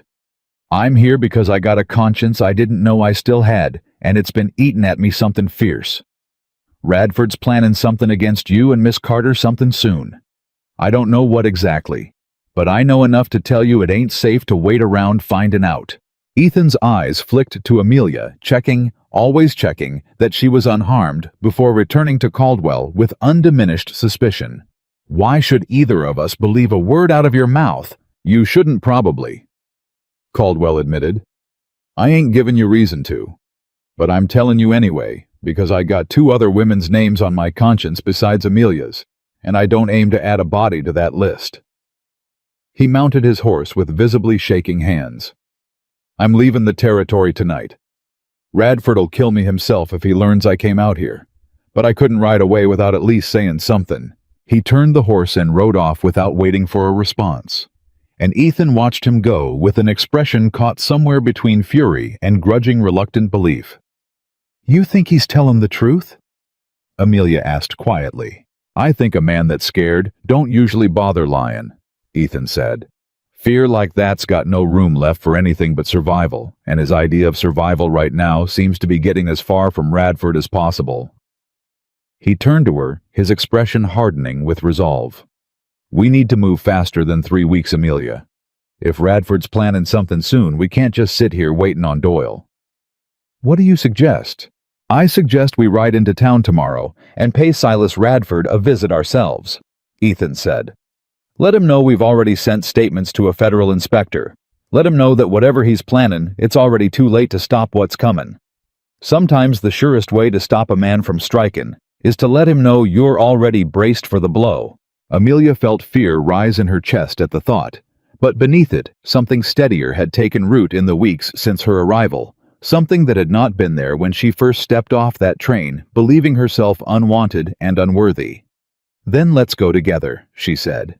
"I did not survive Thomas Caldwell's letters and this valley's cruelty to hide in a farmhouse, waiting for a dangerous man to decide my fate for me." Ethan looked at her for a long moment, something fierce and tender warring in his expression. "You are the bravest woman I have ever known, Amelia Carter," he said quietly. "And I mean to spend the rest of my days making sure the world finally treats you like it." That night, neither of them slept much. The house creaking around them in the wind, every sound sharpened by the knowledge of the note that had come through the window days before, every shadow at the edge of the yard studied twice before either of them relaxed. Pete kept his post in the barn. Jimmy rode a slow circuit around the property, every hour rifle across his saddle. Amelia sat by the fire long after midnight, the sworn statement spread before her, one final time, checking each signature, each date, each careful notation, preparing herself for whatever confrontation the morning would bring. When Ethan came to sit beside her, his shoulder warm against hers, neither of them spoke for a long while. The silence itself a kind of comfort neither had known they needed until they found it in each other. "You did something tonight that I don't think you understand the size of," Ethan said, finally watching the firelight move across her face. "What do you mean?" "6 families," he said. 6 families who'd about given up hope that anybody in this valley would ever stand up to Radford, and you rode out to every single one of them and gave him a reason to believe otherwise. Garrity's been beaten down by grief and fear for 2 years. You had him signing papers inside of 20 minutes. "I only asked him to consider what he was leaving behind," Amelia said. "The rest was his own courage." "Maybe," Ethan said. "But it took somebody willing to knock on his gate and remind him he still had courage left to find. That's not nothing, Amelia. That's the kind of thing that changes what happens to this whole valley, not just to you and me." Amelia looked down at the papers in her lap, at the careful rows of names and dates that represented in their quiet way 6 families who had decided fear was no longer worth the cost of silence. "I spent so many years believing I had nothing worth offering anyone," she said softly. "That the only thing anyone ever saw when they looked at me was what I lacked. I never imagined that the thing I was actually good at, numbers patience asking careful questions, would end up mattering to anyone beyond a shipping ledger in my father's study." "It matters more than you know," Ethan said. "You matter more than you know. Whatever happens tomorrow, I need you to know something." "What's that?" "You already won," he said. "However this turns out with Radford, whatever it costs us, you already proved every person who ever told you that you weren't worth choosing dead wrong. I chose you the moment I saw you sitting on that platform, and I ain't never once regretted it, not for a single second." Amelia's eyes filled with tears she did not try to hide. Not this time, not from him. "I chose you too," she whispered. "Somewhere between the coffee and the coat, and the way you looked at those women in town, I chose you, Ethan Walker. I just didn't know how to say it until now." Ethan pressed his lips gently to her forehead, a promise made without words. The kind he had learned long ago mattered more than any speech a man could give. "Then we'll face whatever's come in the same way we've faced everything else since that platform," he said. "Together. No matter what Radford thinks he's plannin', he ain't never had to reckon with the two of us standing shoulder to shoulder against him." Outside, the wind picked up, rattling the shutters, carrying with it the first true promise of the storm that would break over Red Willow before the week was through. A storm that had nothing to do with weather, and everything to do with a banker who had finally run out of patience, and a rancher, and the woman he loved, who had run entirely out of fear. Radford's bank sat at the center of Red Willow like a spider sits at the center of its web, and Amelia felt the truth of that comparison settle into her bones the moment Ethan helped her down from the wagon outside its double doors. "You don't have to come in," Ethan said quietly, one hand resting at the small of her back. "Yes, I do," Amelia said. "He needs to see both our faces when we tell him what we've found. A man like Radford respects fear. I intend to give him none." Inside the bank was cool and dim, all polished wood and brass fixtures that spoke of money handled carefully, and Amelia now understood dishonestly. A thin young man behind the counter, no more than 20, looked up at their entrance with an expression that flickered just for an instant into something like panic before he schooled it back into professional blankness. "Mr. Whitmore," Ethan said, recognizing him from Amelia's description. "We need to see Radford, now." He's occupied at the moment, Mr. Walker," Whitmore stammered, his eyes darting toward a closed door behind him. "If you'd care to come back." "Tell him Ethan Walker and Amelia Carter are here," Ethan said. "And tell him if he doesn't come out in the next minute, we'll be happy to discuss our business loud enough for every customer in this bank to hear every word of it." Whitmore paled, but disappeared through the door, and a moment later, Silas Radford emerged, his expression composed into the same pleasant cold smile he had worn in Ethan's yard days before. "Walker, Miss Carter," he gestured toward his office. "Please, whatever this is, I'd rather not conduct it in front of my customers." His office was as fine as the rest of the bank, a heavy desk, leather chairs, a window that looked out over the main street where he could presumably watch the whole of Red Willow going about its business beneath his notice.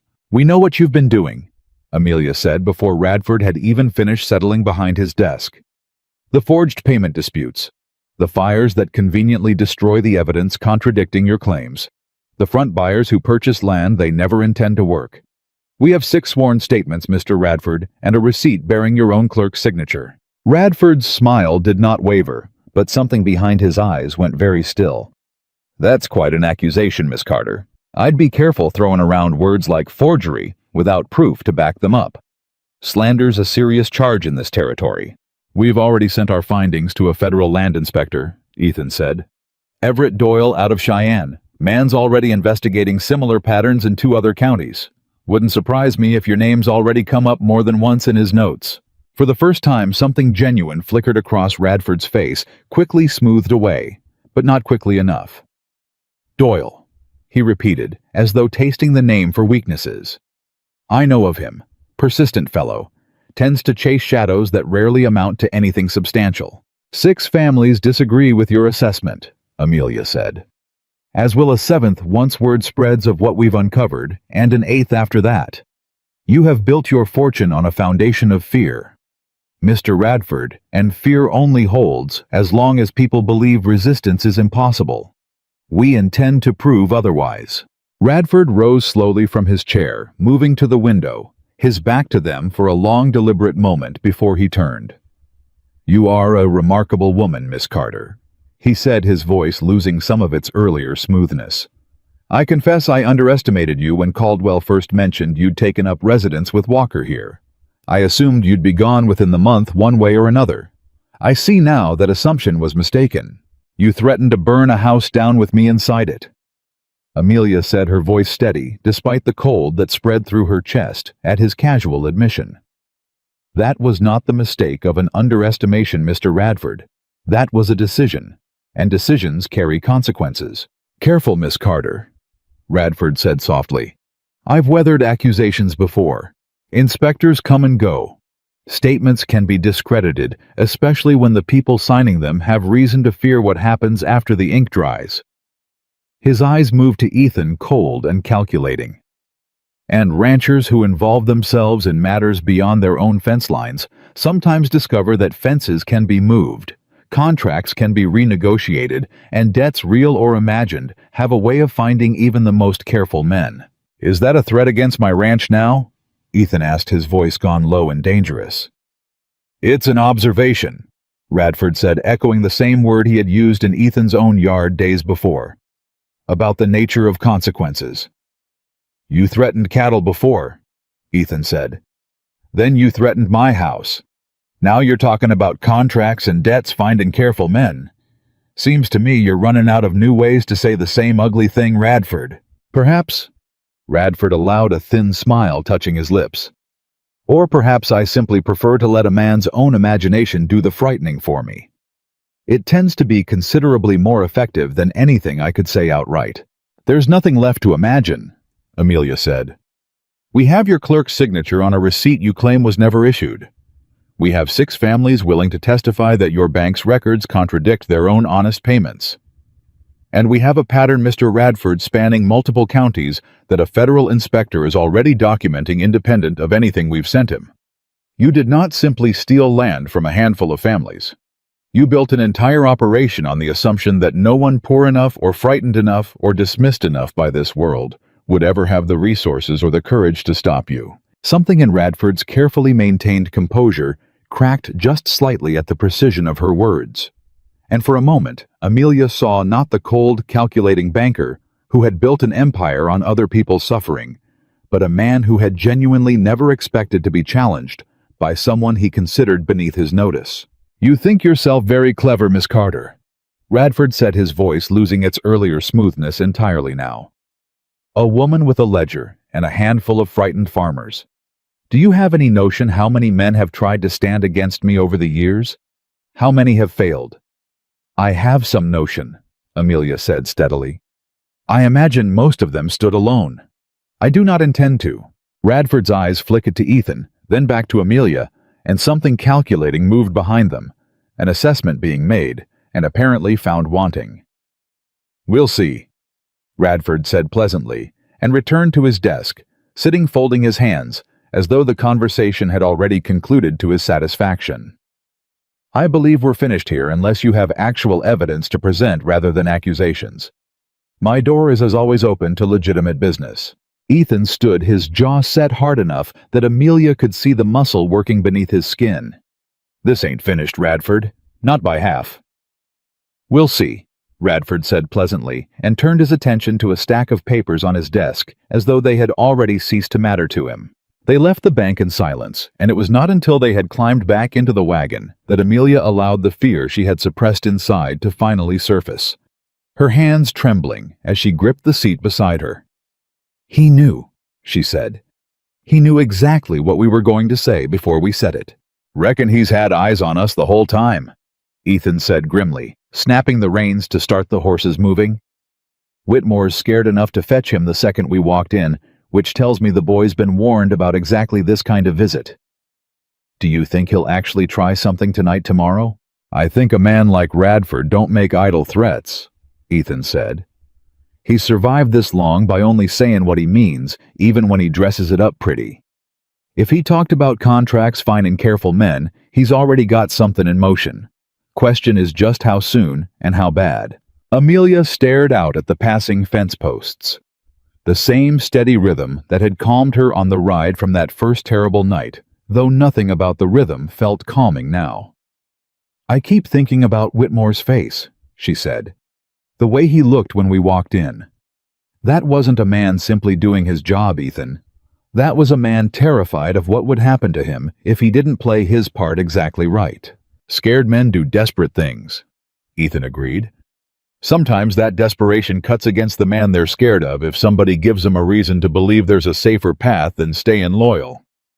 "You think he might turn on Radford? I think fear's a poor foundation for loyalty," Ethan said. "Man built his whole operation on other people's fear. Wouldn't surprise me if that same fear eventually turns around and bites him once somebody's scared enough of the consequences of staying quiet. They were halfway home when Jimmy Duncan came riding toward them at a dead gallop, his horse lathered, his face white with a fear that made Amelia's stomach drop before he even spoke. "Barn's on fire!" Jimmy shouted, reining hard beside the wagon. "Started maybe 20 minutes back. Pete's fighting it alone, tried to send me for you the second I saw the smoke." Ethan did not waste breath on questions. He whipped the horses into a full gallop, the wagon jolting hard over the rutted road, and Amelia held on with white-knuckled hands, praying with every jarring bounce that Pete was still alive when they arrived. They saw the smoke before they saw the flames, a black column rising against the afternoon sky. And by the time the ranch house came into view, the barn was engulfed orange light, licking hungrily at the wooden beams. Pete, visible near the well, hauling bucket after bucket, with the desperate, futile energy of a man trying to hold back a flood with his bare hands. Ethan leapt from the wagon before it had fully stopped sprinting toward the well. "Pete, you hurt?" "Fine," Pete shouted over the roar of the fire, though a burn along his forearm told a different story. "Ryder came through fast, threw something through the loft window, was gone before I even got my rifle up. Couldn't get a clear shot." "Kessler," Ethan spat. "Didn't get a look at his face," Pete said. "But it weren't the wind that started this, that much I can tell you." Amelia was already at the well hauling water with a strength she had not known she possessed. Her fine dress ruined within minutes, soot streaking her face, but she did not stop. Would not stop as the men worked to save what they could and abandon what they couldn't. It took nearly an hour before the fire burned itself down to smoldering ruin. The barn, a collapsed skeleton of blackened timber. The animals mercifully evacuated before the worst of it. But the winter feed stores, painstakingly gathered over months, gone entirely. Ethan stood staring at the wreckage, his face streaked black with soot and something rawer beneath it. Something that looked for just a moment like a man watching everything he had built threaten to slip through his fingers. "Ethan!" Amelia's voice was gentle but firm, cutting through whatever dark spiral had begun to claim him. "This is not your fault. He's trying to break us," Ethan said. "Piece by piece. Cattle first, then the note through the window. Now the barn." He turned to look at her, and the fear in his eyes was not for himself, had never once been for himself since the night he found her on that platform. "What's next, Amelia? What does a man like that do when burning a barn doesn't work?" Before Amelia could answer, a voice called out from the tree line at the edge of the property, thin and urgent. "Mr. Walker, please, I need to speak with you." It was Whitmore, the young clerk, stumbling out from behind a stand of cottonwoods, his fine bank clothes torn and dusty, as though he had run the entire distance from town on foot. "You," Ethan said, his hand going immediately to his revolver. "You warned Radford we were coming." "I had to," Whitmore said, raising both hands, his voice cracking with barely contained panic. "He'd have known somehow anyway, and if he thought I was hiding something from him, I'd already be dead. But I brought you something, Mr. Walker. Something I should have brought weeks ago if I'd had the courage." He reached into his coat with trembling hands and produced a small leather-bound ledger worn at the edges, clearly much older and more used than any book Radford would have kept for public inspection. "This is his real ledger," Whitmore said. "The one he keeps locked in his private safe. Every payment that ever came through this bank recorded true, not the version he shows the courts. Whitfield's payment is in there. Coyle's, the Petersons. Every single one of them marked paid in full in Radford's own hand, dated months before he ever claimed they were delinquent." Amelia took the ledger with hands that shook harder now than they had while hauling water from the well, flipping through pages of careful, damning entries, each one a nail in the coffin of Silas Radford's carefully constructed fraud. "How did you get this?" she asked. "Stole it," Whitmore admitted. "From his safe 3 nights back after I overheard him talking to Kessler about burnin' Walker's barn. I couldn't stomach it anymore.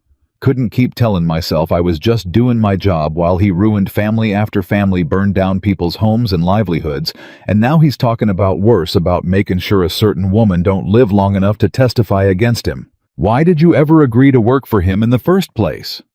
Amelia asked, not unkindly, but with the directness of a woman who had learned to ask hard questions plainly. Whitmore's shoulders sagged. My father owed him money, he said. Small debt, nothing that should have ruined us, except Radford called it in all at once right when the crops failed 2 years back. Offered me a position instead of foreclosing on our place, said I could work off what was owed. Didn't take me long to understand the position meant keeping quiet about things a decent man ought never keep quiet about. But by then, I was in deep enough that leavin' felt more dangerous than stayin'. That's precisely how men like Radford keep people trapped, Amelia said. They make the cost of staying feel smaller than the cost of leaving until one day the difference disappears entirely. Yes, ma'am, Whitmore said quietly. That's exactly how it feels. He glanced toward the ruined barn, still smoldering faintly in the afternoon light. I should have left the day he asked me to falsify the first ledger entry. I told myself it was just one family, just one time, and that I'd find a way to make it right eventually. Then it was 2 families, then 5. I don't rightly know how a man ends up where I ended up, except one small compromise at a time. You're making it right now, Amelia said. That counts for something, Mr. Whitmore. Perhaps not everything, but something.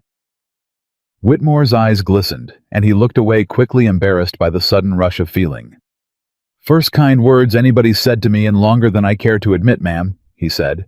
I aim to earn a few more before this is finished.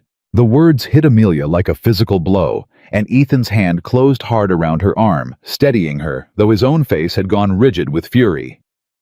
He said he wants her dead. Not in so many words, Whitmore said.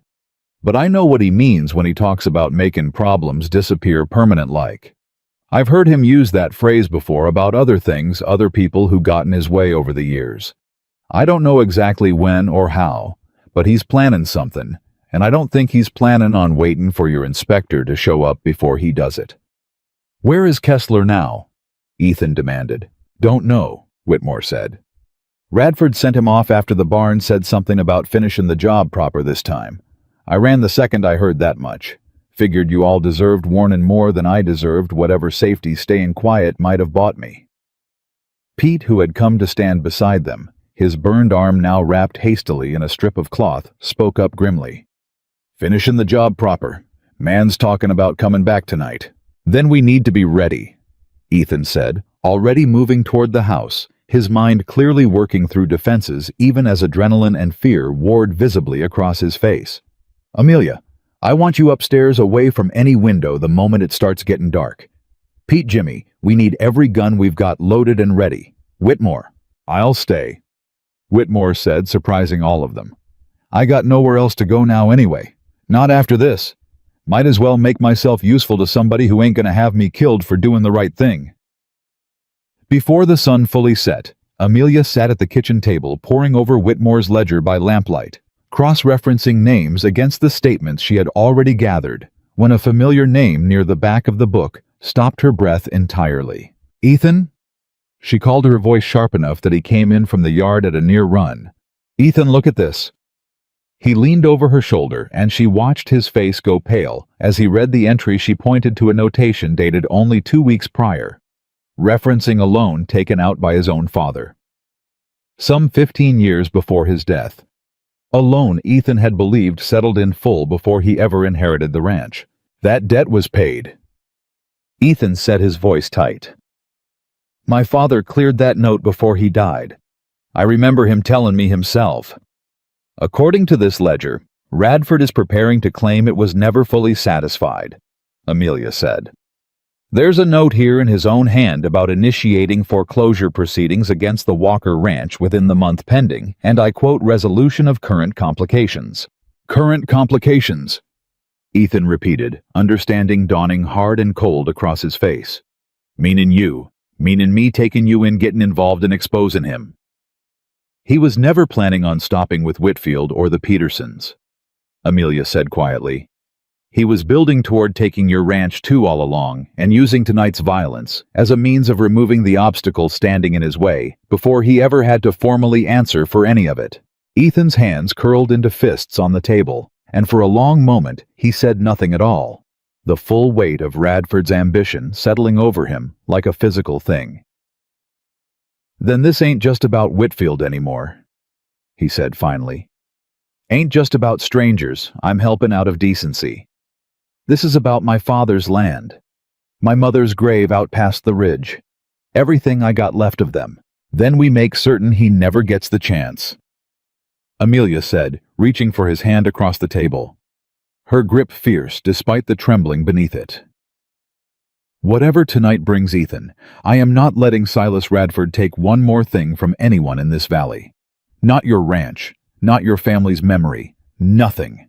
"I believe you," Ethan said quietly. "I don't rightly know how I got so lucky finding a woman with that kind of fire in her the same night I thought I had nothing left worth fighting for." "You didn't find luck, Ethan," Amelia said softly. "You found a woman other people had already decided wasn't worth choosing. What you did with that choice, that was never luck at all." Night fell over the ranch like a held breath, the smell of smoke still heavy in the air from the barn's smoldering ruin. Every shadow at the tree line studied twice, every sound sharpened into potential threat. Amelia sat upstairs as instructed, though sitting still felt like its own kind of torment. The ledger clutched in her lap like a shield against everything the darkness might bring. She heard the first shot just past midnight, sharp and close, followed immediately by Ethan's voice shouting something she couldn't make out over the sudden chaos of dogs barking and men calling to each other in the yard below. Amelia was down the stairs before conscious thought caught up with instinct, ignoring every promise she had made to stay hidden because the alternative, waiting blindly while the people she loved faced danger alone, was simply not something she could make herself do. The yard was chaos muzzle flashes, cutting through the dark. Pete's voice, shouting directions from near the well. Jimmy's younger, higher voice calling back that he'd seen movement near the collapsed barn's remains. "Amelia, get back inside!" Ethan's voice, sharp with terror that had nothing to do with his own safety, cut through the noise the moment he saw her silhouette in the doorway. But it was too late. A shape detached itself from the shadows near the porch, moving fast, and Amelia had only a fraction of a second to register the man's face, hard and unfamiliar, before a rough hand closed around her arm and yanked her backward into the darkness. "Ethan!" The scream tore from her throat before she could stop it, pure animal terror overriding every carefully cultivated calm she had built over the past weeks. Dutch Kessler's grip was iron, dragging her toward the tree line, despite her frantic struggling, one hand clamping hard over her mouth to muffle her cries. "Quiet, and maybe you live through tonight," he growled against her ear, his breath sour with whiskey and desperation. "Radford wants you gone. I aim to collect my payment either way." Amelia bit down hard on the hand covering her mouth, tasting blood, and Kessler's furious curse gave her half a second of freedom before his grip tightened again, more brutal this time. Then the night exploded with the sound of Ethan's voice, closer now, murderous in its fury. "Let her go, Kessler. This is your last chance." Kessler spun, using Amelia as a shield, his own revolver pressed hard against her ribs. "Back off, Walker, or I put a bullet through her right here." "Ethan!" Amelia gasped, terror and something fiercer than terror both fighting for control of her voice. "Don't. Please don't do anything foolish." "Ain't planning on being foolish," Ethan said, his voice gone deadly calm in a way that frightened Amelia more than Kessler's threats had. "Just planning on making sure you're the only one who don't walk away from this yard tonight." "Big talk for a man staring down a gun pointed at his woman," Kessler sneered, though something in his voice had begun to waver, the confidence cracking under the weight of Ethan's unnaturally steady approach. "You threw a rock through my window," Ethan said, still advancing slow and deliberate, his own revolver never wavering. "You shot my cattle. You burned my barn. And now, you got the nerve to put your hands on the woman I love." He was close now, close enough that Amelia could see the tension coiled in every line of his body. "I've been patient about a great many things in my life, Kessler. I ain't feeling particularly patient tonight. Radford's paying me triple what Whitfield's whole spread is worth to make sure this ends tonight," Kessler said, though the tremor in his voice betrayed the confidence of his words. "Man's got reach clear to the territorial governor's office, folks say. Ain't nobody in this valley gonna miss one more woman gone missin'. Especially one nobody wanted in the first place. Something in Ethan's expression went utterly still, at that a stillness far more dangerous than any shouting could have been. You are sorely mistaken about what this valley wants, Kessler. He said, his voice dropping lower still. And you are dead wrong about what I intend to do to any man fool enough to think he can take her from me. Amelia felt Kessler's arm tighten around her, felt the barrel of his revolver dig harder into her ribs, and in that fraction of a second, with death close enough to taste, she made a decision born entirely of the fierce, desperate courage that had carried her from an abandoned train platform to this very yard. She drove her elbow backward into Kessler's stomach with every ounce of strength her body possessed. The gun fired the sound deafening in the close dark, but Kessler's aim had jerked wide with the impact of her blow, the bullet tearing harmlessly into the dirt instead of into her flesh. Ethan was moving before the echo had faded, closing the remaining distance in a single desperate lunge, tackling Kessler to the ground with a force that sent Amelia stumbling free, gasping alive. The fight that followed was brutal and brief, Ethan's fury lending him a strength that overwhelmed Kessler's attempts to bring his weapon back to bear, until finally, with one final crushing blow, Kessler went still beneath him unconscious, but breathing, his revolver kicked well out of reach. Ethan was on his feet in an instant, crossing to Amelia, his hands shaking as they moved over her, checking for injury, finding none beyond the bruises already forming where Kessler's grip had been. "You're all right," he said, half question, half desperate prayer, pulling her against his chest, with a force that spoke of everything he had felt in those terrible seconds when her life had hung on the edge of a stranger's trigger finger. "I'm all right," Amelia confirmed, her voice shaking, but steady beneath the shake. "Ethan, I'm all right." Pete arrived moments later, rifle still raised, Jimmy close behind him, both men taking in the scene. Kessler unconscious on the ground, Amelia and Ethan clinging to each other in the aftermath of violence neither would soon forget. "Tie him up," Ethan said, his voice rough. "We're taking him into town come mornin' along with that ledger and every statement we've gathered. Radford's had his last night operatin' free in this valley." Ethan looked down at Amelia, soot-streaked and trembling but unbroken, and something fierce and proud moved across his face even in the exhaustion of the night's violence. "You are the most remarkable woman I have ever known," he said quietly, "and I am never, for as long as I live, letting you out of my sight again." "I might have something to say about that." Amelia said, a shaky attempt at humor that broke, despite everything, into something almost like a real smile. "You can say whatever you like," Ethan said, pressing his lips to her forehead, then her temple, then finally gently to her mouth, a kiss that tasted of smoke and fear, and something far more powerful than either. "Long as you say it standing right here beside me." Kessler regained consciousness an hour later, bound hand and foot in what remained of the tack room, his face bruised and his temper considerably diminished by the certainty of his own capture.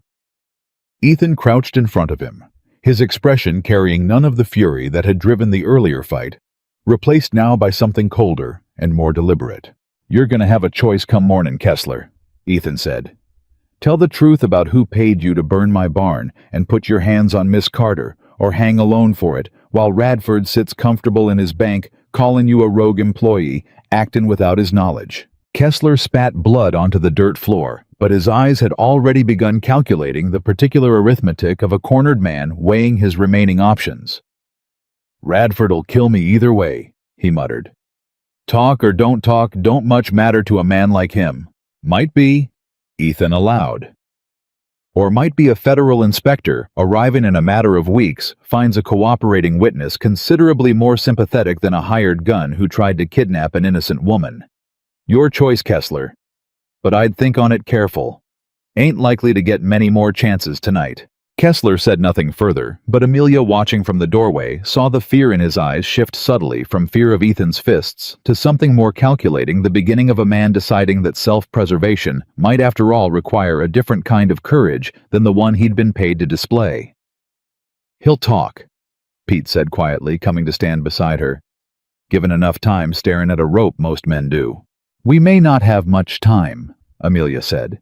If Radford learns Kessler's been captured rather than successful, he'll move to protect himself faster than ever.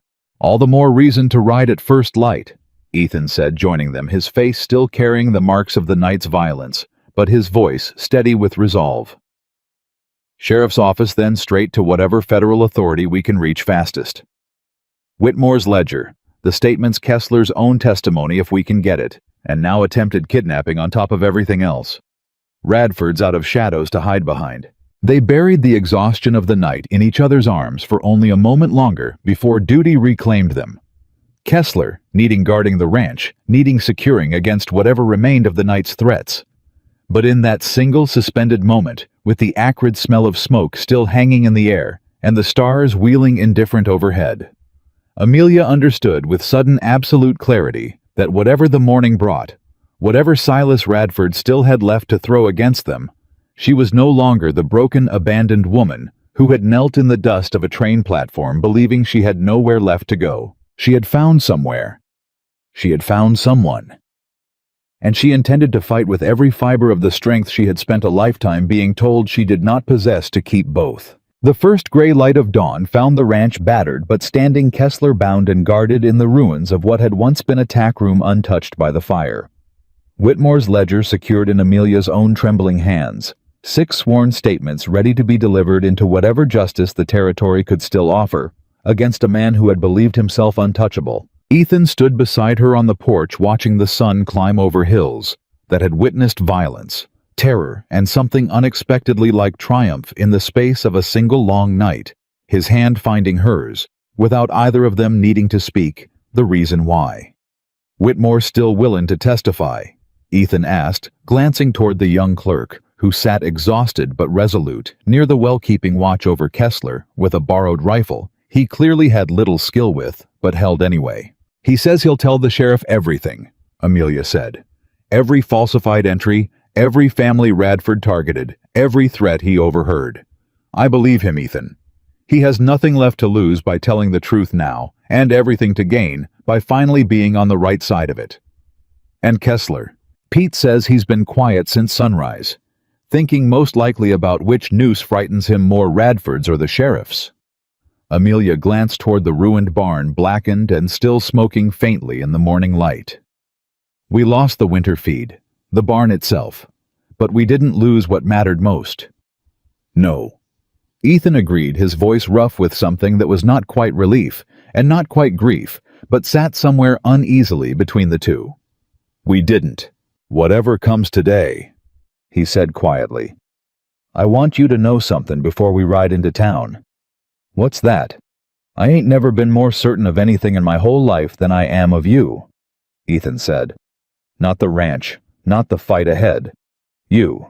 Amelia turned to look at him, at the man who had offered her an empty house on the worst night of her life, and had, without either of them quite noticing when it happened, filled every corner of it with something she had long ago stopped believing she deserved to find.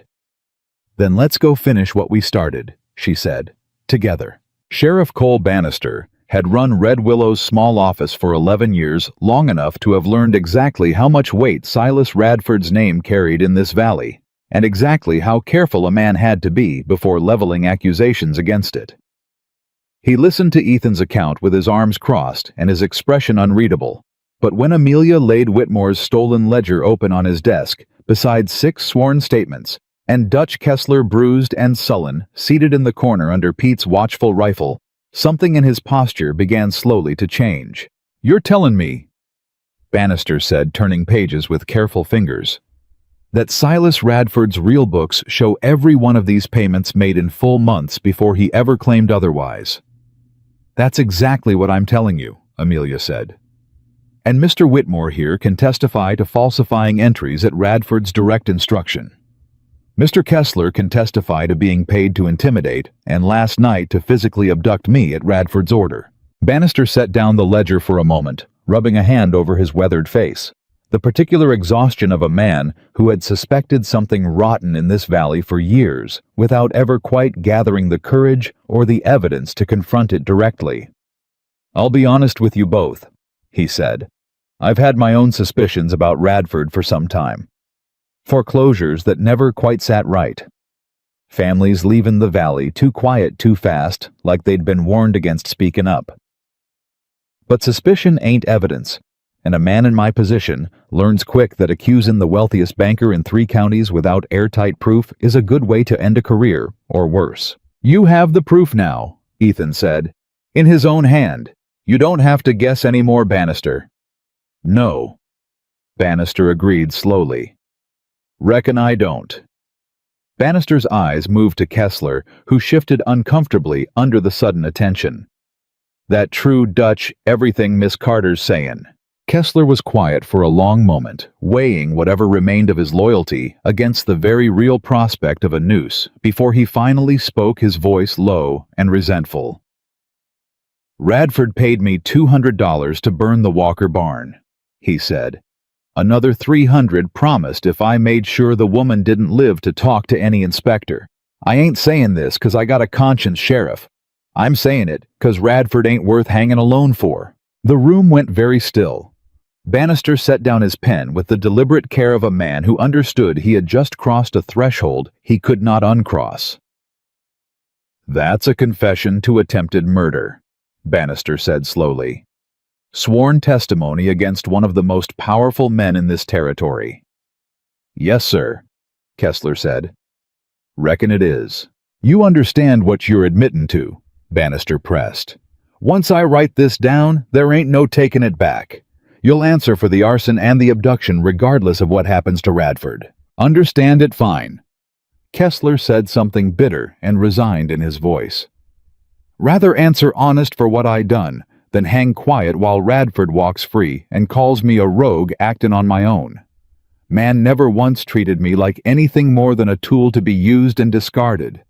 Figure it's past time somebody made him answer for that, too." Bannister looked at Amelia for a long moment, something like reassessment moving across his weathered face.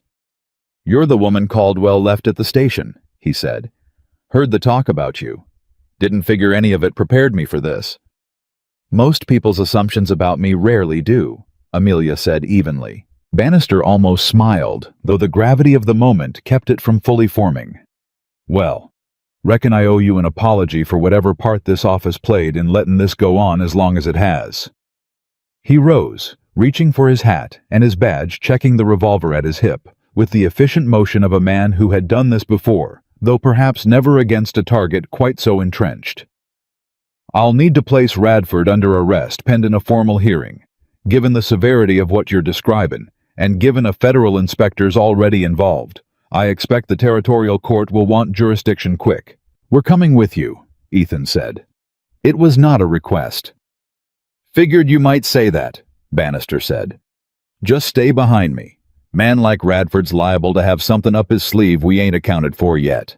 The walk to the bank felt longer than any distance Amelia had traveled since stepping off that train weeks before, her heart hammering with a fear that had nothing to do with physical danger, and everything to do with the terrible, hopeful possibility that justice, real justice, might actually be within reach. Bannister pushed through the bank's doors first. Ethan and Amelia close behind Whitmore, trailing nervously at the rear, and the young teller behind the counter went white at the sight of the sheriff's badge. "He's in his office," the teller stammered, before anyone had even asked. But when Bannister opened the door, Radford's office stood empty, the window behind his desk thrown open, papers scattered across the floor, as though someone had left in considerable haste. "He's run," Ethan said, his voice tight with fresh alarm. Bannister crossed to the window, checking the alley below, his jaw hardening. "Not far if my guess is right. Man like Radford don't leave his fortune behind easy. He'll be trying to reach the bank vault or the train, whichever's faster. The train doesn't come through until Thursday." Amelia said, her mind working quickly, the same careful logic she had once applied to her father's ledgers, now applied to the far more urgent puzzle of a fleeing criminal. "Which means he'll need a horse, and he'll need money he can carry quickly. If the vault is his target, then he's still in this building." Bannister finished, already drawing his revolver. "Whitmore, where's the vault?" "Basement," Whitmore said, his voice shaking. "Down the back stairs past the record room." Bannister moved fast for a man his age, taking the narrow stairs 2 at a time. Ethan close on his heels with his own revolver drawn, Amelia following, despite Ethan's sharp glance urging her to stay back. A request she had no intention of honoring after everything the past weeks had already asked of her. The basement corridor was dim and narrow, lined with filing cabinets, and the particular musty smell of old paper, and somewhere ahead they could hear the distinct sound of someone working frantically at a lock. "Radford!" Bannister called out, his voice carrying clear authority down the corridor. "Sheriff's Department, step away from the vault with your hands visible." There was a pause, then a scrape of metal, then silence. "I know you're in there." Bannister continued advancing slowly, Ethan flanking him on the opposite side of the corridor.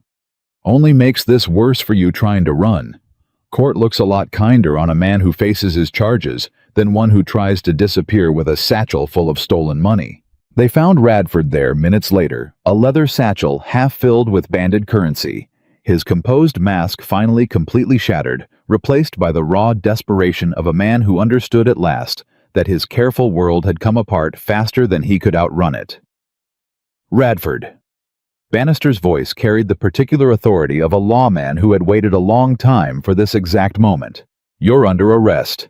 Radford's eyes darted between the sheriff, Ethan, and Amelia, calculation still working behind them, even now, even with the weight of the evidence bearing down on him from every direction. "This is absurd," he said, though his voice had lost every trace of its earlier smoothness. "I am a respected businessman. Whatever these people have told you is nothing more than the ravings of a bitter spinster and a rancher with a personal grudge. The spinster's ravings include your own private ledger," Bannister said, gesturing toward the book Amelia still held. "In your own handwriting, Radford, and your hired man Kessler's already given a full confession, including the $200 he says you paid him to burn Walker's barn, and the $300 more promised for making sure Miss Carter here didn't live to see this morning." Something in Radford's face finally truly broke the last vestiges of his careful composure, crumbling into naked fear. "Kessler's lying to save his own neck," he said, though the words carried no conviction. "The man would say anything to avoid the gallows." "Might be," Bannister allowed. "Court'll sort that out. For now you're coming with me, and this satchel of cash stays right here as evidence of intent to flee." Radford's shoulders sagged, the fight finally visibly draining out of him as the reality of his circumstances settled fully into place. He looked at Amelia, then something almost like genuine hatred flickering in his eyes. "You should have stayed on that platform," he said quietly. "Should have let Caldwell's abandonment be the worst thing that ever happened to you." Amelia met his gaze steadily, unflinching, feeling the last of her old fear of him finally completely dissolve. "That platform was the beginning of the best thing that ever happened to me, Mr. Radford," she said. "You simply never understood what you were dealing with when you dismissed me as unimportant. Most people never do until it's far too late for them to matter." Radford said nothing further, and something in his silence carried more weight than any final protest could have, the silence of a man who understood at last that every calculation he had ever made about the people he considered beneath his notice had been catastrophically, irrevocably wrong. Bannister led Radford out in handcuffs, and the small crowd that had gathered outside the bank, drawn by the commotion, went utterly silent as they watched the most powerful man in Red Willow march down the main street toward the jailhouse. His fine coat rumpled, his careful reputation destroyed in the space of a single morning.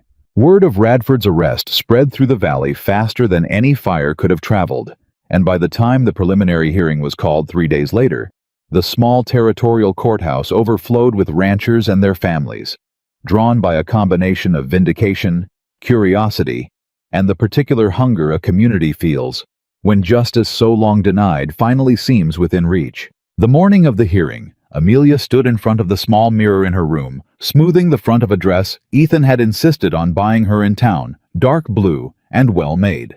Nothing like the worn traveling dress she had arrived in weeks before. "You look like exactly the kind of woman a court ought to listen to," Ethan said from the doorway, watching her with open admiration that no longer made her flinch or doubt its sincerity. "I'm terrified," Amelia admitted. "Pruitt will try to make me the issue instead of Radford. Men like that always do when the evidence itself leaves them nothing else to argue." "Let him try," Ethan said, crossing the room to take her hands in his. "You've faced down a hired gun with a revolver to your ribs, Amelia Carter.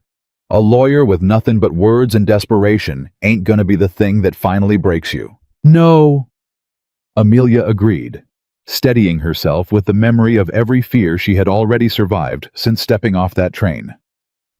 "I don't suppose it will." Everett Doyle himself had arrived a full 10 days ahead of his original schedule, summoned by an urgent telegram Bannister had sent the moment Radford's arrest confirmed the scale of what they were dealing with. He was a tall, spare man with tired eyes and the particular patience of someone who had spent years chasing corruption across territories that preferred to look the other way. He had sought out Amelia briefly before the hearing began, finding her in the courthouse hallway, going over her notes one final time.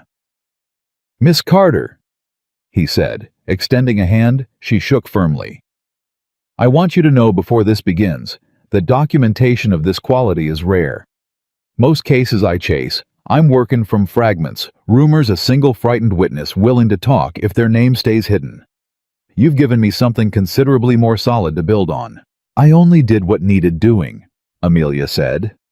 "Most folks in your position wouldn't have," Doyle said. "Most folks in your position would have counted themselves lucky to survive Radford's attention and left the fightin' to somebody else. I've seen it happen more times than I care to count. Whatever comes of this hearing, Miss Carter, you should know the federal government owes you a debt for the courage it took to compile this. I've reviewed the ledger, the statements, and Mr. Kessler's confession," Doyle said, addressing the packed courtroom from beside the judge's bench, his voice carrying the weight of federal authority that even a man as connected as Radford could not easily dismiss. "This is without question the most thorough documentation of systematic land fraud I have encountered in 3 years of investigating similar patterns across this territory." Radford's lawyer, a sharp-featured man from Cheyenne named Pruitt, rose immediately, his tone carrying the practiced condescension of a man accustomed to winning through intimidation rather than merit. "Your Honor, I would remind the court that the primary witness against my client is an unmarried woman, currently residing unchaperoned in the home of another witness. Her testimony carries considerable questions of both bias and propriety." A murmur moved through the courtroom, and Amelia felt the old familiar heat of shame rise in her chest.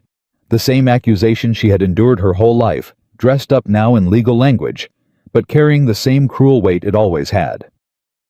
But before she could respond, Ethan rose from his seat, his voice carrying clearly through the hushed room. "Your Honor." "If the court please," Ethan said. "I took Miss Carter in the night your client's hired man abandoned her at the train station penniless and alone in unfamiliar territory. I did so because it was the decent thing to do, and I have not once regretted that decision. If this court intends to dismiss a woman's sworn testimony backed by a defendant's own handwritten ledger based purely on the circumstances of her arrival in this valley, then I would ask the court to consider exactly what kind of justice it intends to represent." Pruitt opened his mouth to object, but Judge Harlan Whitfield, no relation to Sam Whitfield, though the coincidence drew a ripple of nervous laughter through the courtroom, raised a hand for silence. "Mr. Pruitt," the judge said, his tone carrying clear displeasure, "this court is concerned with evidence, not with the marital status of witnesses. Miss Carter's testimony will be weighed on its merits, same as anyone else's. I'd suggest you focus your defense on actual substance rather than attempting to discredit witnesses through irrelevant character assassination." Amelia felt something loosen in her chest, a tightness she had carried since childhood, since the first time a shopkeeper had looked at her with dismissive pity, since every rejected suitor and every whispered comment about her size and her prospects. For the first time in a public setting, someone with real authority had defended her worth without hesitation, without qualification, simply as a matter of basic fairness. Bess Coyle testified next, her voice shaking but clear, as she described the payment her husband had made, the receipt that had once existed, the barn fire that had conveniently destroyed it. "My Frank near lost his mind with worry," Bess told the court. 2 months of not sleepin', not eatin' proper, all because a man decided our honest payment never happened. I want this court to understand what that kind of fear does to a family, Your Honor. It ain't just land Radford stole. It's peace. It's trust. It's the ability to sleep easy in your own home. Sam Whitfield followed, producing the receipt he had found stitched into his coat, lining the one piece of physical evidence that had survived Radford's careful campaign of destruction, holding it up for the court to see, with hands that had steadied considerably since the day he first showed it to Amelia across his own kitchen table. 20 years my family worked that land, Whitfield said. My children were born on it. My father's buried on a rise overlooking the north pasture. This piece of paper is the only reason my family didn't lose all of it to a lie. The Petersons spoke of their lost 40 acres. Martha's voice cracking only once when she described explaining to her young sons why they could no longer visit the creek where their grandfather had taught their father to fish. Even old man Garrity, whose courage Amelia had once had to coax so carefully from beneath years of fear, stood before the court with his back straight and his voice steady. I lost my land to a lie, Garrity said. Almost lost my willingness to fight for what was rightfully mine too, if a woman braver than most men I know hadn't reminded me. My grandchildren deserved better than my silence. Whitmore's testimony proved the most damning of all his account of years of falsified entries, threats, and the systematic destruction of evidence laid out with the particular precision of a man determined to finally make right what he had spent years complicit in wronging. He told me once, Whitmore said, his voice barely above a whisper, but carrying clearly through the silent courtroom, that fear was cheaper than honesty and considerably more profitable. I believed him long enough to help him prove it. I don't intend to believe it any longer. Pruitt rose for cross-examination, circling Whitmore with the deliberate menace of a man accustomed to breaking witnesses through sheer persistence. Mr. Whitmore, is it not true that you yourself falsified these very records?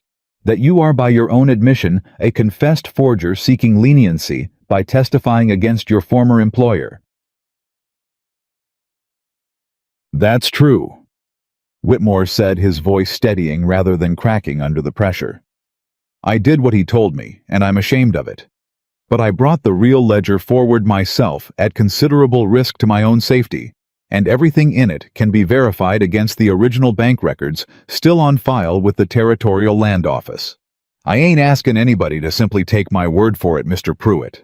I'm asking them to look at the proof.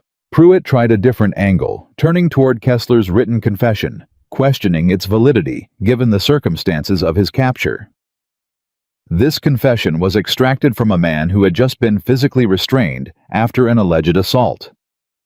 How can this court trust testimony obtained under such duress? Mr. Kessler wasn't coerced into anything beyond being asked plain questions, Bannister said from where he sat, his voice carrying clear authority. He gave that confession freely in my presence, fully aware of the consequences. Man wanted to talk, Mr. Pruitt. Seemed like he'd been carrying the weight of it a good long while. Judge Whitfield, growing visibly impatient with the defense's tactics, finally intervened. Mr. Pruitt, you have yet to present a single piece of evidence contradicting the documentation before this court. If you have no further substantive questions, I would suggest concluding your cross-examination. Pruitt, recognizing the battle was lost, sat down without further argument, and a ripple of something like satisfaction moved through the packed courtroom. It was during a brief recess that Amelia learned from a quiet word passed along by Bannister that a telegram had arrived from a sheriff's office 2 counties over, reporting that a man matching Thomas Caldwell's description had been arrested attempting to board a stagecoach under a false name. His conscience apparently insufficient to keep him from being caught in his own attempted escape from the consequences of his actions. Seems running don't work out well for anybody connected to Radford's operation, Bannister observed dryly. Caldwell likely face charges of his own once the territory finishes sorting out exactly how deep his involvement went.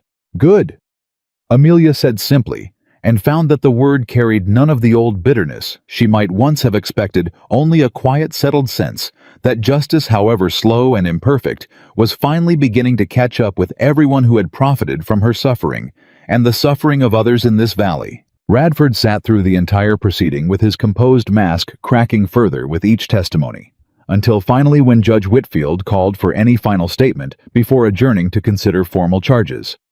The banker rose with none of his earlier confidence, his voice hollow with the particular defeat of a man who had built his entire identity on being untouchable. I built this valley, Radford said. Every ranch, every business, every family that prospered here did so because of infrastructure. I financed risks I underwrote when no one else would. Perhaps my methods grew, imprecise over time. But I asked the court to remember what this valley was before my investments, and weigh that against whatever mistakes may have accumulated along the way. Mistakes. Judge Whitfield repeated, his voice carrying open contempt. Mr. Radford forging financial records, orchestrating arson to destroy evidence, and contracting the attempted murder of a witness are not mistakes. They are crimes, severe ones, and this court intends to treat them as such. You will remain in custody pending formal trial, at which point I expect the full weight of both territorial and federal law to be brought against you. He turned to Doyle. Inspector, I understand you'll be coordinating with federal authorities on the broader pattern across multiple counties. Yes, Your Honor, Doyle said. Mr. Radford's operation appears to have used front buyers to acquire foreclosed land across at least 3 counties over the past several years. This case and the evidence Miss Carter and Mr. Walker have compiled will likely serve as the foundation for a considerably larger federal investigation. Furthermore, Judge Whitfield continued addressing the assembled families with a gravity that carried genuine compassion beneath its formality. Pending the outcome of the full trial, this court is prepared to issue an immediate order, restoring title to every property improperly foreclosed under the pattern documented here today, effective as soon as the federal inquiry confirms the scope of affected parcels. I do not intend for any family represented in this courtroom to spend one more season uncertain of their own land while the wheels of justice continue turning. A sound moved through the courtroom. Then something between a collective exhale and a held breath finally released, and Amelia watched Martha Peterson clutch her husband's arm. Watched Sam Whitfield's shoulders drop, with the particular relief of a man setting down a weight he had carried so long, he had nearly forgotten what it felt like to stand without it. The judge's gavel came down with a finality that seemed to echo through the packed courtroom, and Amelia felt Ethan's hand find hers beneath the bench, where they sat, his grip fierce with a relief so profound it bordered on disbelief. It's over, she whispered. Not quite, Ethan said quietly. Trial's still ahead, but the worst of it, the part where he could have hurt somebody else the way he tried to hurt you, that's over. Outside the courthouse, the crowd that had gathered pressed close, a very different crowd than the one that had once whispered cruel judgments about Amelia's appearance and her circumstances at the Mercantile weeks before. Bess Coyle embraced her without hesitation.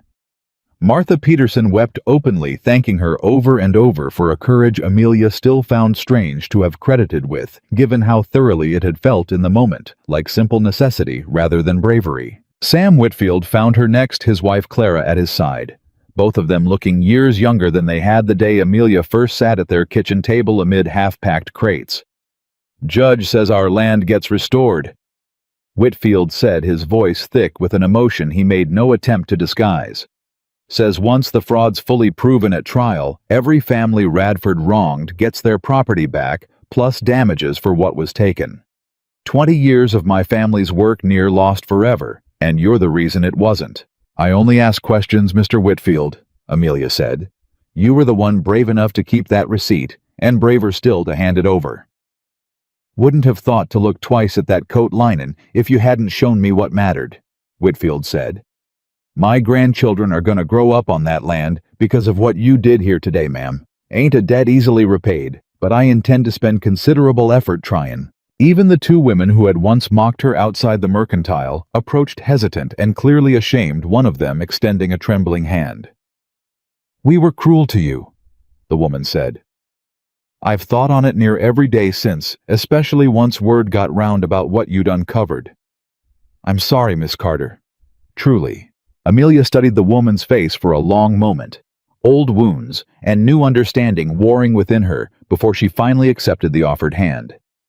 Thank you for saying so, she said. It takes a certain courage to admit fault publicly.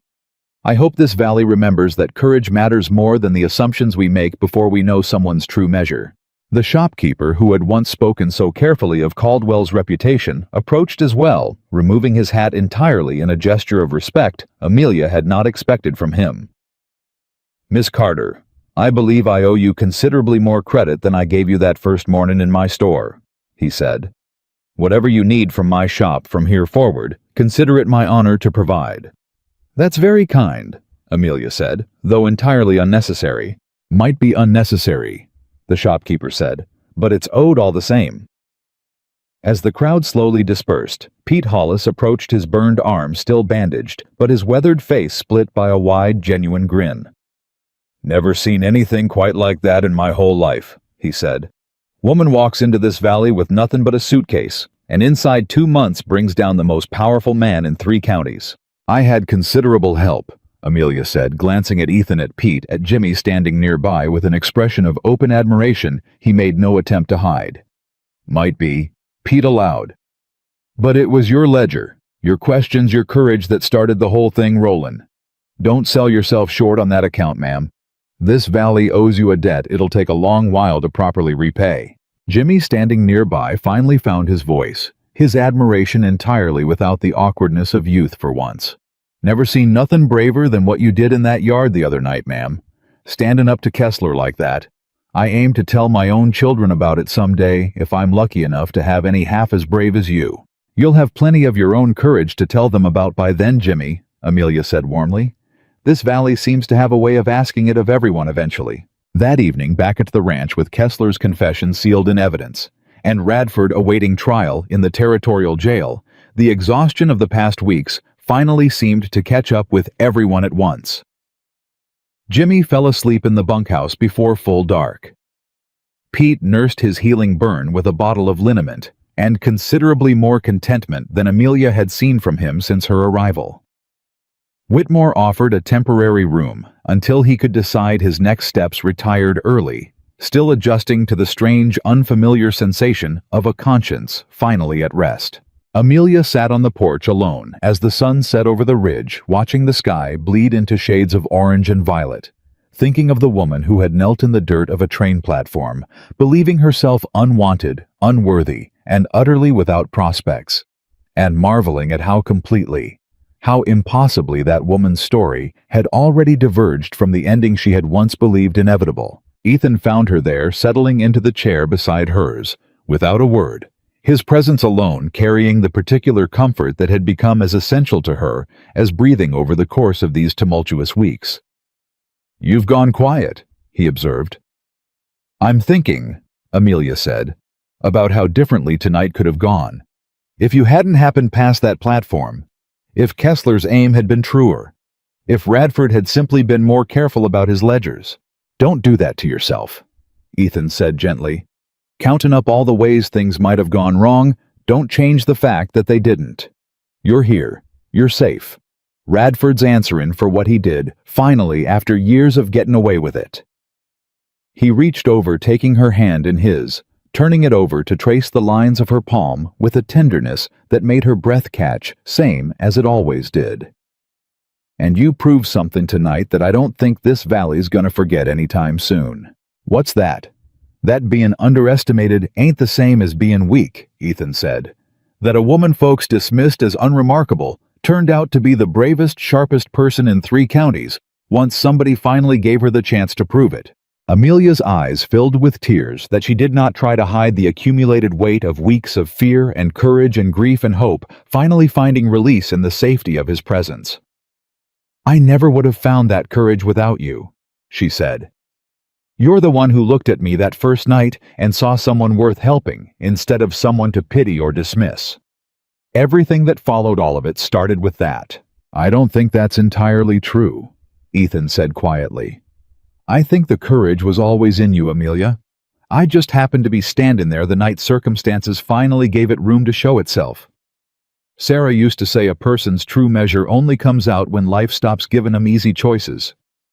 I reckon Radford giving you the hardest choices imaginable just proved what was there all along." "You rarely speak of her," Amelia said gently. "Sarah." "Didn't used to be able to," Ethan admitted. "For a long while even saying her name felt like reopening a wound that never properly healed. But something about these past weeks about watching you fight for this valley the way you did, it's made remembering her feel less like grief and more like gratitude. She'd have liked you, fierce Amelia. Would have told you exactly that, probably before I ever worked up the nerve to say it myself. I think I would have liked her too, Amelia said softly. They sat in comfortable silence for a long moment, the last light fading fully from the sky, before Ethan shifted in his chair, something visibly gathering in him that Amelia could not yet name. Amelia.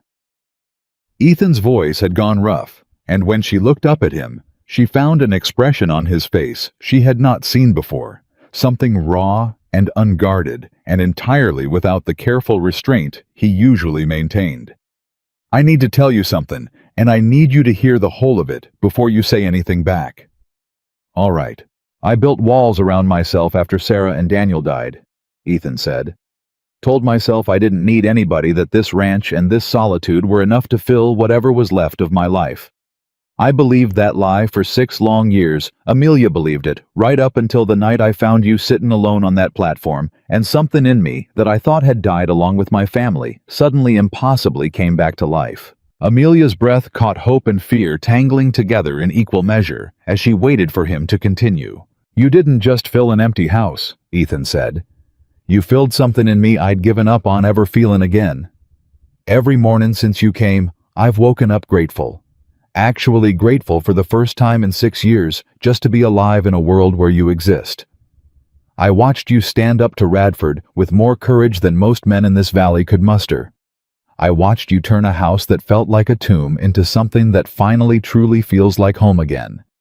And I don't want to spend one more day pretending that what I feel for you is anything less than love, Amelia Carter. Complete, certain, unshakable love. Amelia's hands were trembling now, tears streaming freely down her face, though the fear that had once accompanied such moments, the certainty that any declaration of love was merely a prelude to eventual rejection, had entirely dissolved beneath the steady, unwavering conviction in Ethan's voice. Ethan, she began, but he shook his head gently, asking with a simple gesture for the chance to finish. I know this ranch has been through hell these past weeks, he said. I know we buried a barn and nearly buried you along with it. But I've never been more certain of anything than I am of wanting you beside me, not because you've got nowhere else to go, not out of gratitude or convenience, but because you are the finest, bravest, most remarkable woman I have ever had the privilege of knowing, and I cannot imagine spending the rest of my life without you in it. He reached into his coat pocket then, and Amelia watched, breath held entirely still, as he produced a small ring, simple and unadorned, clearly not purchased from any jeweler, but fashioned instead from a band of gold that looked as though it carried its own long history. This was my mother's, Ethan said, his voice thick with emotion he no longer bothered to hide. She wore it 40 years through droughts and hard winters, and every difficulty this land ever threw at her and my father. I've kept it locked away since she passed. Never imagined I'd have reason to give it to anyone. He held it out to her, his hand steady despite everything visible in his eyes. Amelia Carter, would you do me the honor of becoming my wife? Not because you have nowhere else to go, but because I have chosen you completely and without reservation. And I am asking you now to choose me in return. Amelia stared at the ring at the man holding it at the porch, where a flower pot she had planted weeks before still bloomed defiantly against the coming autumn chill, and felt every fractured piece of the woman who had once believed herself unworthy of being chosen, finally completely healing into something whole. Yes. She said the word, emerging as barely more than a whisper, before strengthening into something fierce and certain. Yes, Ethan Walker, I will marry you. Not because I have nowhere else to go, but because I have never in my life wanted anything the way I want to build a future beside you. Ethan slid the ring onto her finger with hands that trembled, despite his best efforts at composure. And when he pulled her into his arms, the kiss that followed carried none of the desperate fear of the night before. Only the steady, overwhelming certainty of two people who had found against every possible expectation exactly where they belonged. I love you, Ethan murmured against her hair. I don't think I've said those exact words yet, and I intend to make up for that oversight for the rest of our lives. I love you too, Amelia said, laughing through fresh tears, the sound of it bright and unguarded in a way she had not allowed herself to be in longer than she could remember. I have loved you, I think, since the night you told me you had an empty house, and meant it as the kindest thing anyone had ever said to me. Pete's voice carried from the direction of the bunkhouse a few minutes later, unmistakably amused. Any particular reason there's hollering and carrying on out here past dark, or should Jimmy and I just assume the good news and go on back to sleep? Amelia laughed, wiping her eyes, holding up her hand, so the faint light from the doorway caught the gold band on her finger. Ethan's asked me to marry him, she called back. And I've said yes. Jimmy whooped loud enough to wake half the valley, and Pete's weathered face broke into a grin wide enough to rival Ethan's own as he crossed the yard to shake his employer's hand with real feeling. Took you long enough, Pete said. Man's been looking at her like she hung the moon since about the second week she was here. Surprised it took a burned barn and a near kidnapping to finally get the words out of him. Man works at his own pace. Ethan said, though he was laughing too, an easy, unguarded sound. Amelia realized she had rarely heard from him before tonight. Even Whitmore, roused from his room by the commotion, offered his congratulations with visible relief at having something joyful to witness after so many days steeped in fear and reckoning. Reckon this valley could use some good news, he said. Been a long stretch without much of it. Then let's give it plenty more reason to celebrate, Ethan said, pulling Amelia close against his side. Startin' with rebuildin' that barn come spring and endin' with a wedding this valley won't soon forget. They sat together on the porch long after the sun had fully set, the stars emerging one by one over hills that had witnessed both violence and triumph in the span of a single unforgettable season. And Amelia allowed herself finally completely to believe in the future, stretching out before them a future built not on desperate need or convenient circumstance, but on the steady, unshakable foundation of two people who had chosen each other freely, fully, and without a single trace of doubt remaining between them. Radford's trial began in the dead of winter and ended 3 weeks later with a conviction on every count the territory and the federal government had brought against him: land fraud, forgery, arson, and conspiracy to commit murder. A sentence severe enough that even Pruitt offered no further appeal. Kessler, in exchange for his testimony, received a reduced term at hard labor rather than the noose he had feared, and Whitmore, cleared of malicious intent, given his role in exposing the fraud, was offered a position helping the Territorial Land Office untangle the remaining wreckage of Radford's schemes a fresh start. He accepted with the quiet gratitude of a man who understood exactly how close he had come to losing everything. Every family gets their land back, Amelia told Ethan the evening the verdict arrived by telegram, her voice still carrying the disbelief of a woman who had spent months fighting for an outcome she had never quite allowed herself to fully expect. Whitfield, the Coyles, the Petersons, even Garrity's grandchildren will inherit clear title exactly as he hoped. Because of you, Ethan said, pulling her close against his side on the porch that had become, over the difficult months since her arrival, the place where the most important conversations of both their lives seemed to unfold. Because we refused to stay quiet, Amelia corrected gently. All of us together. 20 years to life for Radford, Ethan said, reading the rest of the telegram over her shoulder. Federal charges on top of the territorial ones on account of the pattern spreading clear across 3 counties. Doyle's note says, there's already talk of similar investigations opening up in 2 more territories, folks encouraged by what happened here to finally speak up about their own dealings with men just like him. Then something good came out of all of it beyond just our own valley, Amelia said softly. That matters more than I expected it to. Everything about you matters more than most folks ever expect, Ethan said, pressing a kiss to her temple. Took this whole valley long enough to figure that out. The new barn rose that spring, raised in a single determined week by neighbors who arrived at dawn with lumber and tools, and the particular generosity of a community that had learned through hardship exactly how much it owed the woman who had once been dismissed as unworthy of their notice. Bess Coyle brought pies. Martha Peterson organized the children into a small, enthusiastic crew, hauling nails and water to the men working the rafters. Even the 2 women who had once mocked Amelia outside the mercantile came bringing quilts for the harvest ahead, their earlier cruelty long since replaced by genuine hard-won respect. "Never seen a barn raised with this much help?" Pete observed, watching the frame take shape against the pale morning sky. "Whole valley showed up. Reckon that says something about what you two mean to this place now." "It says something about what community means when people finally choose courage over fear," Amelia said, watching Ethan direct the placement of a heavy beam with the easy competence of a man fully returned to himself. Whitmore came too, on a rare visit back from his new position with the land office, standing a little apart from the crowd, until Amelia crossed the yard to pull him into the work directly. "Your family here now, whether you believe it or not," she told him, handing him a hammer, and the young man's answering smile carried none of the guilt and fear that had once defined him. The wedding took place on a warm afternoon in early summer in the small church at the edge of Red Willow, where Amelia had once passed by as a stranger, unnoticed and unwanted, and where she now stood surrounded by nearly the entire valley, come to witness a joining that felt to everyone gathered like the proper close to a story that had begun in such terrible uncertainty. Amelia wore a simple dress of pale blue made by her own careful hands. Over the preceding weeks, the fabric chosen not for fashion, but for the particular color that had come to represent in her mind the vast Wyoming sky under which she had found everything she had once believed impossible. Pete walked her down the short aisle, since she had no father left to offer the honor, and his weathered face carried an emotion he made no attempt to hide as he placed her hand in Ethan's at the altar.